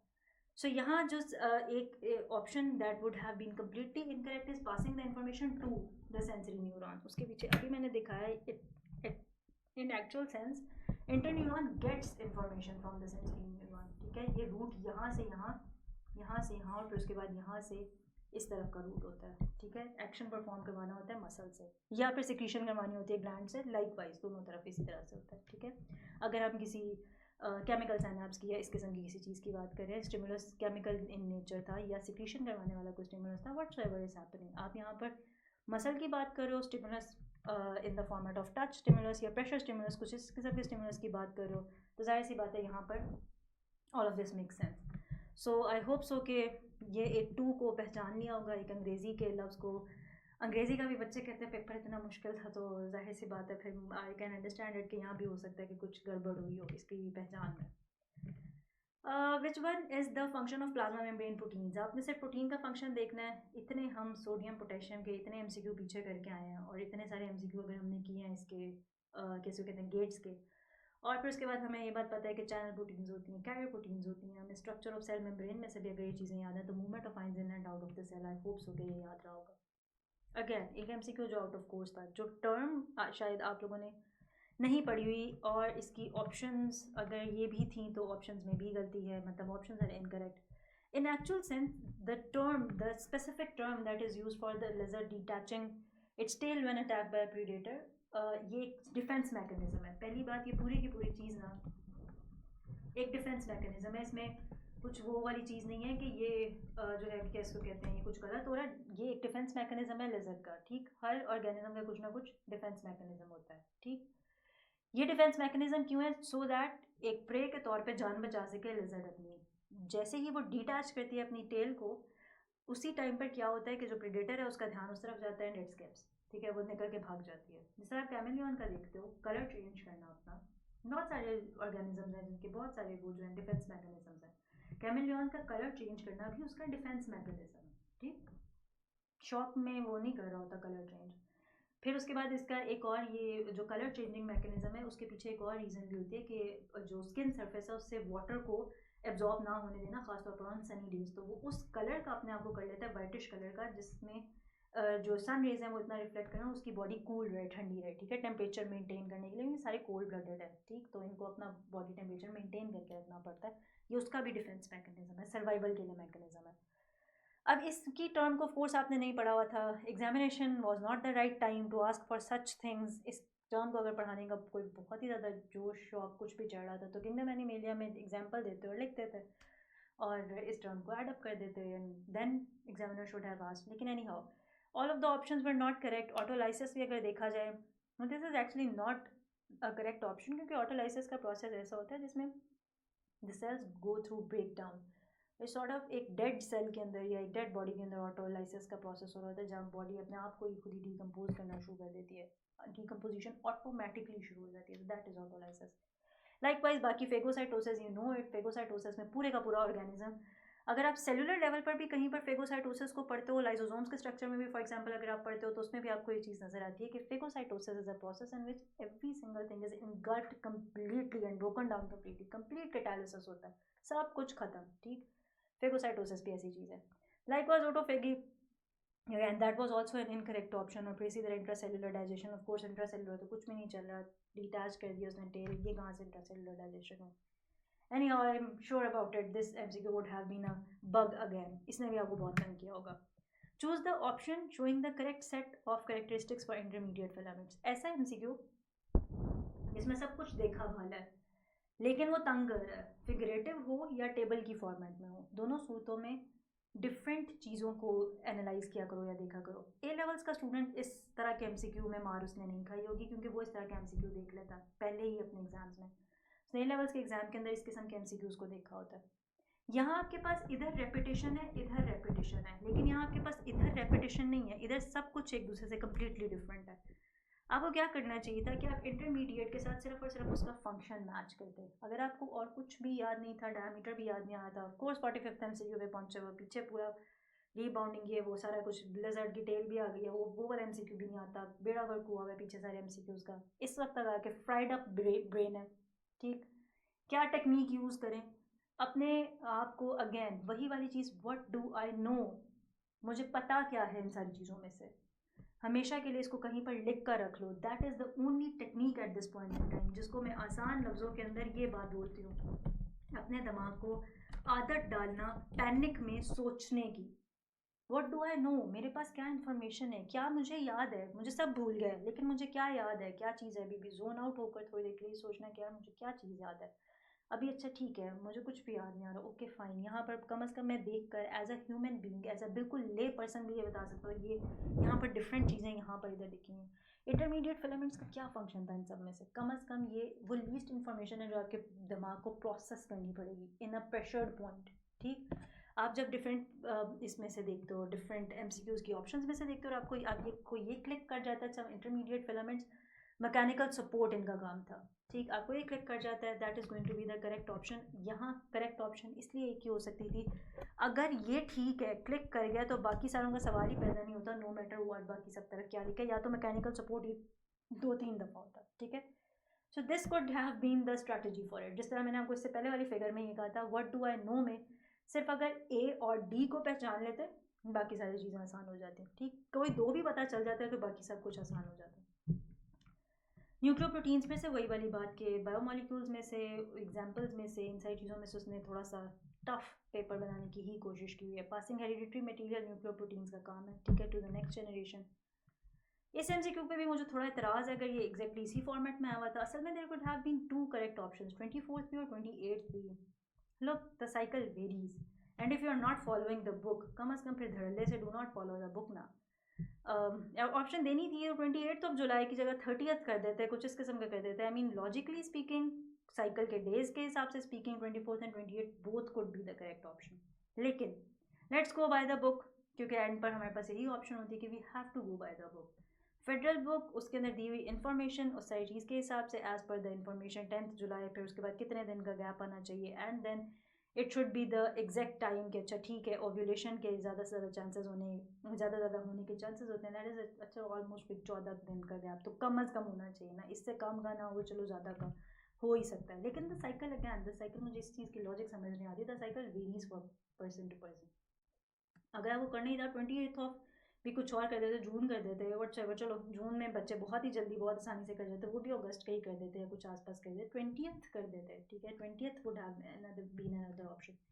इतनी करीब करीब की both makes a little bit of sense, लेकिन दैट वाज कंफ्यूजिंग एमसीक्यू, ठीक है।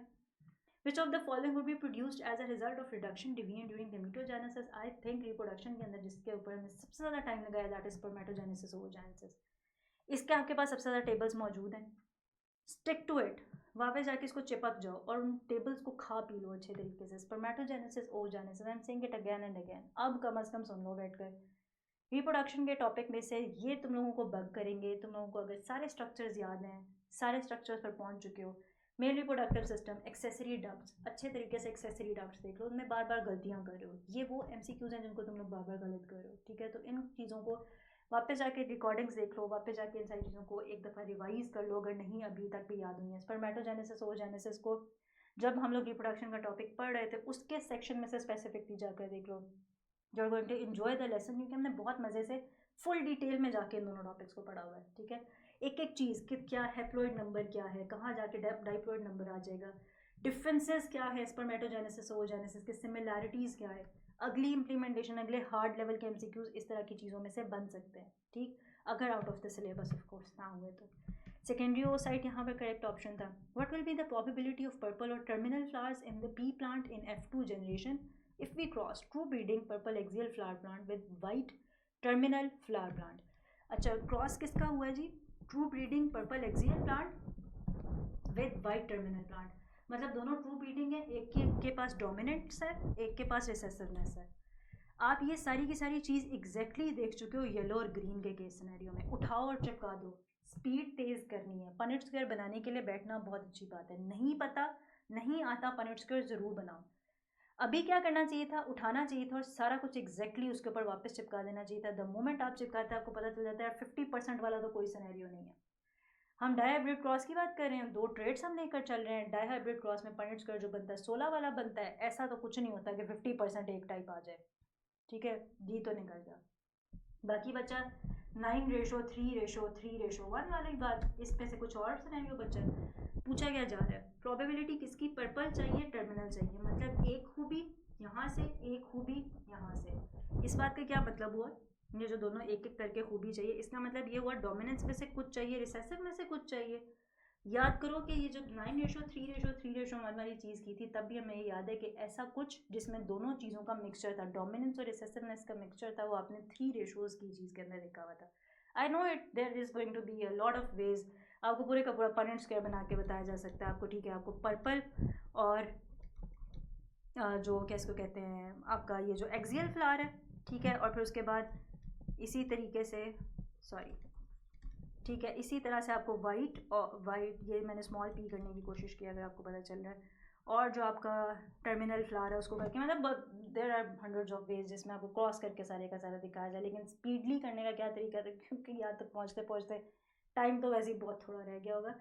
चीज़ को पकड़ो, उसको अच्छे तरीके से पढ़ो और उसको वापस उसी सिनेरियो के अंदर लगाने की कोशिश करो जिसको आपने पहले से देखा हुआ है, ठीक है, और इस तरह का एमसीक्यू सॉल्व हो जाएगा। But I would not recommended कि ये चीज़ यहाँ इस तरह के एमसीक्यू पे की जाए। रीज़न, आपने जितने मर्जी एमसीक्यूज इस सारी चीज़ का देखे हुए, सिनेरियो डिफरेंट होता है हर बार, ठीक। जिस तरह यहाँ पर कैरियर फीमेल है, for haemophilia is married to an affected male, what would be the probable percentage of their son, ठीक है, is married to an affected male, what would be the probable percentage of their sons to be affected, बीमार होने चाहिए, ठीक है, disease होने चाहिए। Married to diseased male, carrier है फीमेल, फीमेल के पास दोनों एक्स, कैरियर है, तो ये सिनेरियो मेल के पास, मेल अफेक्टेड है, इसका मतलब है यही है, उसके पास दूसरा एक्स नहीं है, ठीक। तुम लोग का फेवरेट क्रॉस, ठीक। यहाँ पर क्या है हमारे पास सिचुएशन, कैरियर फीमेल। दूसरी सिचुएशन में हमारे पास क्या है,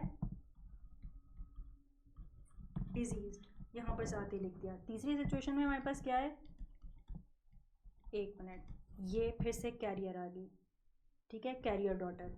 अब इसमें हमारे पास क्या है, फिर से एक सेकेंड, ये और ये, और यहाँ से सन्स के, हाँ, यहाँ आखिरी वाले में हमारे पास क्या सिचुएशन थी, एक में हमारे पास सन जो है वो इस तरह से आएगा, ठीक है, जस्ट अ सेकेंड,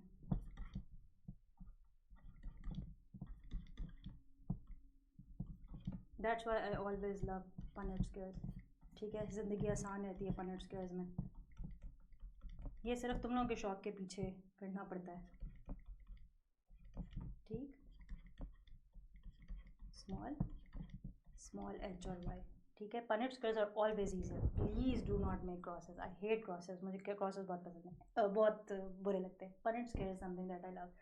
यहाँ सिचुएशन क्या बन रही है, ये हमारे पास एक डॉटर आई जो कि कैरियर है, ठीक है, ये हमारे पास एक सन आया जो कि किस किस्म का है, जो हमारे पास ये हमारे पास एक सन आया जो कि अगेन कैरियर नहीं है, ये हमारे पास एक नॉर्मल सन है, ठीक।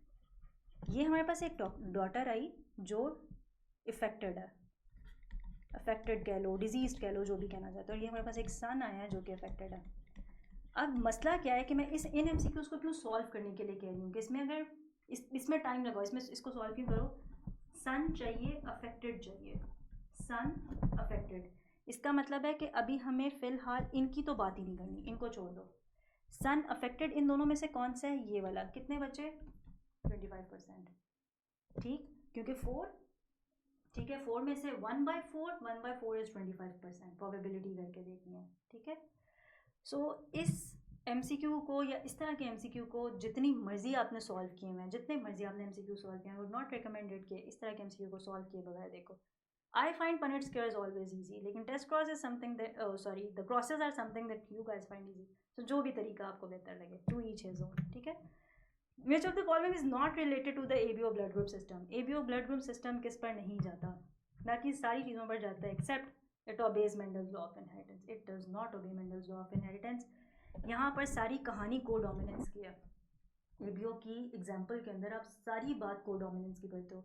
ड्रोसोफिला की कोई बात करने की, सेक्स लिंक्ड ट्रेड्स की जब भी बात की जाती है, दे do not follow Mendelian characters. इस बात को याद रखना है. मेंडल के कैरेक्टर्स, मेंडल के कैरेक्टरिस्टिक्स, मेंडल के सॉरी लॉज जो पूरे किए जा रहे थे, वो आपने जिस तरह की ट्रेड्स के ऊपर पढ़े हैं, वो ऑटोजोमल ट्रेड्स के लॉज थे, और उनको आपने देखा था, उसके ऊपर हमने अफेक्ट होते हुए भी इनका देखा था. ठीक है. सो इस बात को हमेशा के लिए इस एस्पेक्ट में ज़रूर याद रखना है. विच of the following options is correct for pattern balance. So this is the sort of MCQ जिसमें again I saw 2 options correct. अब only time will tell या आंसर की बाय नाम्स will tell कि उन्होंने किस ऑप्शन को करेक्ट किया हुआ है. लेकिन pattern balance again that was not in all of the boards, या बोर्ड्स हर बोर्ड के अंदर पैटर्न बैलेंस को नहीं. एबियो ब्लड ग्रुप सिस्टम हर बोर्ड में है. ठीक है. Bombay phenotype I think PTB में भी है, कुछ और बोर्ड्स के अंदर भी बॉम्बे फिनोटाइप है एपिस्टाइसिस की एग्जांपल के तौर पर.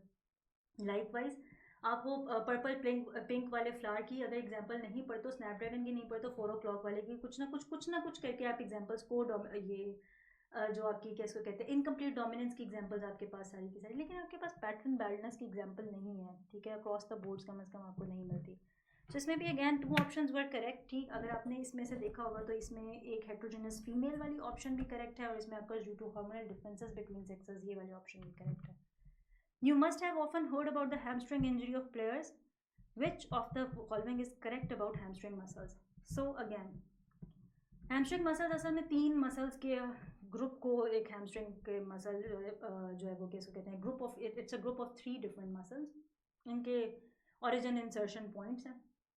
असल में इसकियल जो ट्यूबरोसिटी है ना, दैट इज़ समथिंग जहाँ से ओरिजिनेशन हो रही होती है. और यहाँ पर भी अगर कहा जाए तो पार्शली तो कम अज़ कम आपको इसके one of the hamstring muscles में आपको चार्ली ऑप्शन की भी तरफ द थिंग इज़ करेक्ट. ठीक है. क्योंकि जो पेल्विक गर्डल के ऊपर ओरिजिनेशन का इसका पॉइंट होता है, वहाँ से जो सॉरी रिज का इसका कर्व का जो पॉइंट होता है, वहाँ से भी ओरिजिनेट कर रहा होता है.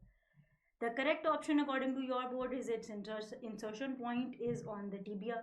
ठीक है. क्योंकि ये बोर्ड के अंदर फेडरल बोर्ड के अंदर कम अज़ कम कहा गया. ये भी मुश्किल लगा होगा बाकी बोर्ड के स्टूडेंट्स को. Choose the correct option for muscle in a relaxed position. So the correct option for that is broad edge zone in sarcomere. Sarcomere is the only thing जो आप sliding filament मॉडल में सबसे ज़्यादा detail के अंदर पढ़ते हो. ठीक है. और उसके अंदर आपने अगर देखा हो, अगर नहीं याद किया, वापस जाकर AI बैंड, सारी जोन्स, M लाइन, क्या किसके साथ हो रहा होता है, एक्टिन कहाँ होता है, तब मायोसिन कहाँ होता है. ठीक है. कौन आके लॉक खोलता है ट्रोपोमायोसिन वाला, ये सारी चीज़ें हम पढ़ चुके हैं, बहुत डिटेल में पढ़ चुके हैं. इसके तुम लोगों के पास जो PDFs मौजूद हैं, they are really really really going to help. अब शायद किसी को ये बात पता चल गई हो कि मैं क्यों उस टाइम पर तुम लोगों को बताई थी. And there were people who are saying it sliding filament model 7 steps पढ़ा के काम खत्म करें. And I taught you regarding all of the किसको कहते हैं different bands in the format of factors. कि अच्छा ए बैंड होगा तो क्या होगा, आई बैंड क्या क्या कुछ कर रहा है, इसीटाइल कोलिन का बीच में क्या रोल है, सबको हमने रोल प्ले करके भी देखा कि अच्छा जी ये 7-8 चीज़ें हैं, इन 7-8 चीज़ों को हमें देखना है कि क्या कुछ करे. कैल्शियम को भी देखा, कैल्शियम आके क्या क्या कुछ कर रहा है, कहाँ कहाँ से क्या काम कर रहा है. वी कवर 2 फॉर्मेट्स में जर्नी. पहले हमने एक ये जर्नी कवर की कि हम स्केलेटल मसल से शुरू करके सार्कोमेयर तक पहुँचे, फिर हमने सार्कोमेयर के अंदर पूरे के पूरे फिलामेंट स्लाइडिंग फिलामेंट मॉडल को बैठ के पढ़ा. सो आई होप सो वो पोर्शन पूरे का पूरा तुम लोगों के कहीं ना कहीं पर काम आएगा. ये इंपॉर्टेंट चीज़ें हैं, इसमें से MD-CAT में से पूछा जा सकता है. Do not be scared of it, just go and prepare. ठीक. ताकि कोई बाद में फिर तुम लोगों के पास बहाने ना हों कि ये चीज़ नहीं आई, वो चीज़ नहीं आई. All of these things are going to be asked again and again no matter what, क्योंकि यही तो सारा कुछ सिर्फ और सिर्फ इंपॉर्टेंट है आपके सामने है. Children of a mason do not inherit strong muscles develop by the father due to hard labour. ये किस चीज़ की एग्जाम्पल है? एवोल्यूशन का टॉपिक नॉट हाँ ठीक है. एवोल्यूशन का टॉपिक, और एवोल्यूशन के टॉपिक के अंदर ये वाली एग्जांपल हमने इसको भी पढ़ा. एवोल्यूशन के टॉपिक में मैंने आपको एक और बात भी कही थी, ये चीज़ याद रखनी है. मैं दोबारा से कह रही हूँ, अब इन चीज़ों को कहीं पर आई विश के तुम लोग लिख रहे हो, इन बातों को अब याद रखना है कि मैंने ये बोला था एवोल्यूशन के अंदर तुम लोगों ने एग्जाम्पल्स के बारे में इस चीज़ को अच्छे तरीके से याद रखना है. कौन सी एग्जाम्पल में क्या चीज़ है जिसके बारे में बात की जा रही है. फॉर एग्जाम्पल जब मेजन की बात की जा रही है तो उसके स्ट्रॉन्ग मसल्स के बारे में बात की जा रही है. ठीक है. स्नेक की बात की गई थी, स्नेक के लिम्स के बारे में बात की गई थी. वेल की बात करो, स्ट्रक्चर्स के अंदर बात करो तो वेल के फिन की बात करो. तो ह्यूमन बींग्स में वेस्टिजियल स्ट्रक्चर्स की या वेस्टिजेस की बात करते हो तो अपेंडिक्स की बात करते हो. ये छोटी छोटी सी चीज़ें हैं लेकिन ये आगे पीछे करके पूछी जा सकती हैं। तुम लोगों ने फिंचेस में उनकी बीक्स की बात के बारे में देखा है, डार्विन ने फिंचेस की बीक्स के ऊपर गौर ऑफ फिक्र किया था, ठीक है। सो ये छोटी छोटी सी बातें लगती हैं, लेकिन there are some students who notice them down, बाकी नहीं करते। बात तो ये भी छोटी थी कि लिवर सिक्रीट करता है बाइल को, ठीक है, और गॉल ब्लैडर स्टोर करता है। बात ये भी छोटी सी थी, और ऐसे ही लगता है कि इंटर के स्टूडेंट को इतनी सी बात नहीं पता होगी, लेकिन फिर एमसीक्यू इस किस्म का आता है कि फिर वो कंफ्यूज कर देता है at that point in time. So इसका correct option of course not inheriting acquired characters था, लेकिन आई होप सो कि इस डिस्कशन में से the point to take away is not the correct या इनकरेक्ट की। The point to take away is कि be prepared for the thing कि आप अब दोबारा कभी इस लफ्ज़ को मत देखो कि दो जो आउट ऑफ सिलेबस एमसीक्यू आ रहा है ना, इट्स लक बेस्ड, किसी का ठीक हो जाएगा, किसी का गलत हो जाएगा। अब जिसको नहीं पता कि ऑटोटमी होती है और वो ऑप्शंस भी सारी गलत हैं, हु नोज इट कि एग्जामिनर को ऑटोफेगी लग रहा है या ऑटोलाइसिस लग रहा है उसमें, ठीक है। हम क्लोजेस्ट पॉसिबल ऑप्शन उसी वक्त बैठ के हमारे ऊपर इल्हाम हो, हम इतने तो मतलब हम नेक नहीं है कि उसी वक्त बैठे बैठे हम पर इल्हाम हो जाएगा, हमें पता चल जाएगा कि इसका ये जवाब है। उसमें हमें रिस्क ही लेना है, या ठीक हो जाएगा या गलत हो जाएगा। अब जैसे अगर किसी ने इंट्रा सेल्यूलर किया हुआ तो उसका तो बिल्कुल ही 100% गलत है ना, वो तो कोई लॉजिक ही नहीं बनती थी। फिर फेगोसाइटोसिस भी थोड़ा बहुत समझना चाहिए कि टेल कहीं ख़त्म नहीं हो जाती, तो फेगोसाइटोसिस भी नहीं। बाकी दो में से अगेन फिर भी अगर किसी ने तुक्का लगाया तो लेट सी कि उसकी क्या जो है ना वो पीछे लॉजिक है, क्या निकलता है। आउट ऑफ सिलेबस में you can't do any thing. Difficult आप हैंडल कर सकते हो, ठीक है, मुश्किल चीज़ें हैंडलेबल होती हैं। नर्व्स पर कंट्रोल रखना, that is going to be the art जो तुम लोग सीख रहे हो। मेरे पास से अगर कोई चीज़ लेकर जानी है तो वो सिर्फ और सिर्फ ये है, you have got all the resources in your bag. निकलो अब उस सदमे में से बाहर, start a new fight for the war. छोटी सी बैटल थी, आर्मी मेडिकल कॉलेज की सीट की बैटल थी, इट हैज़ एंडेड।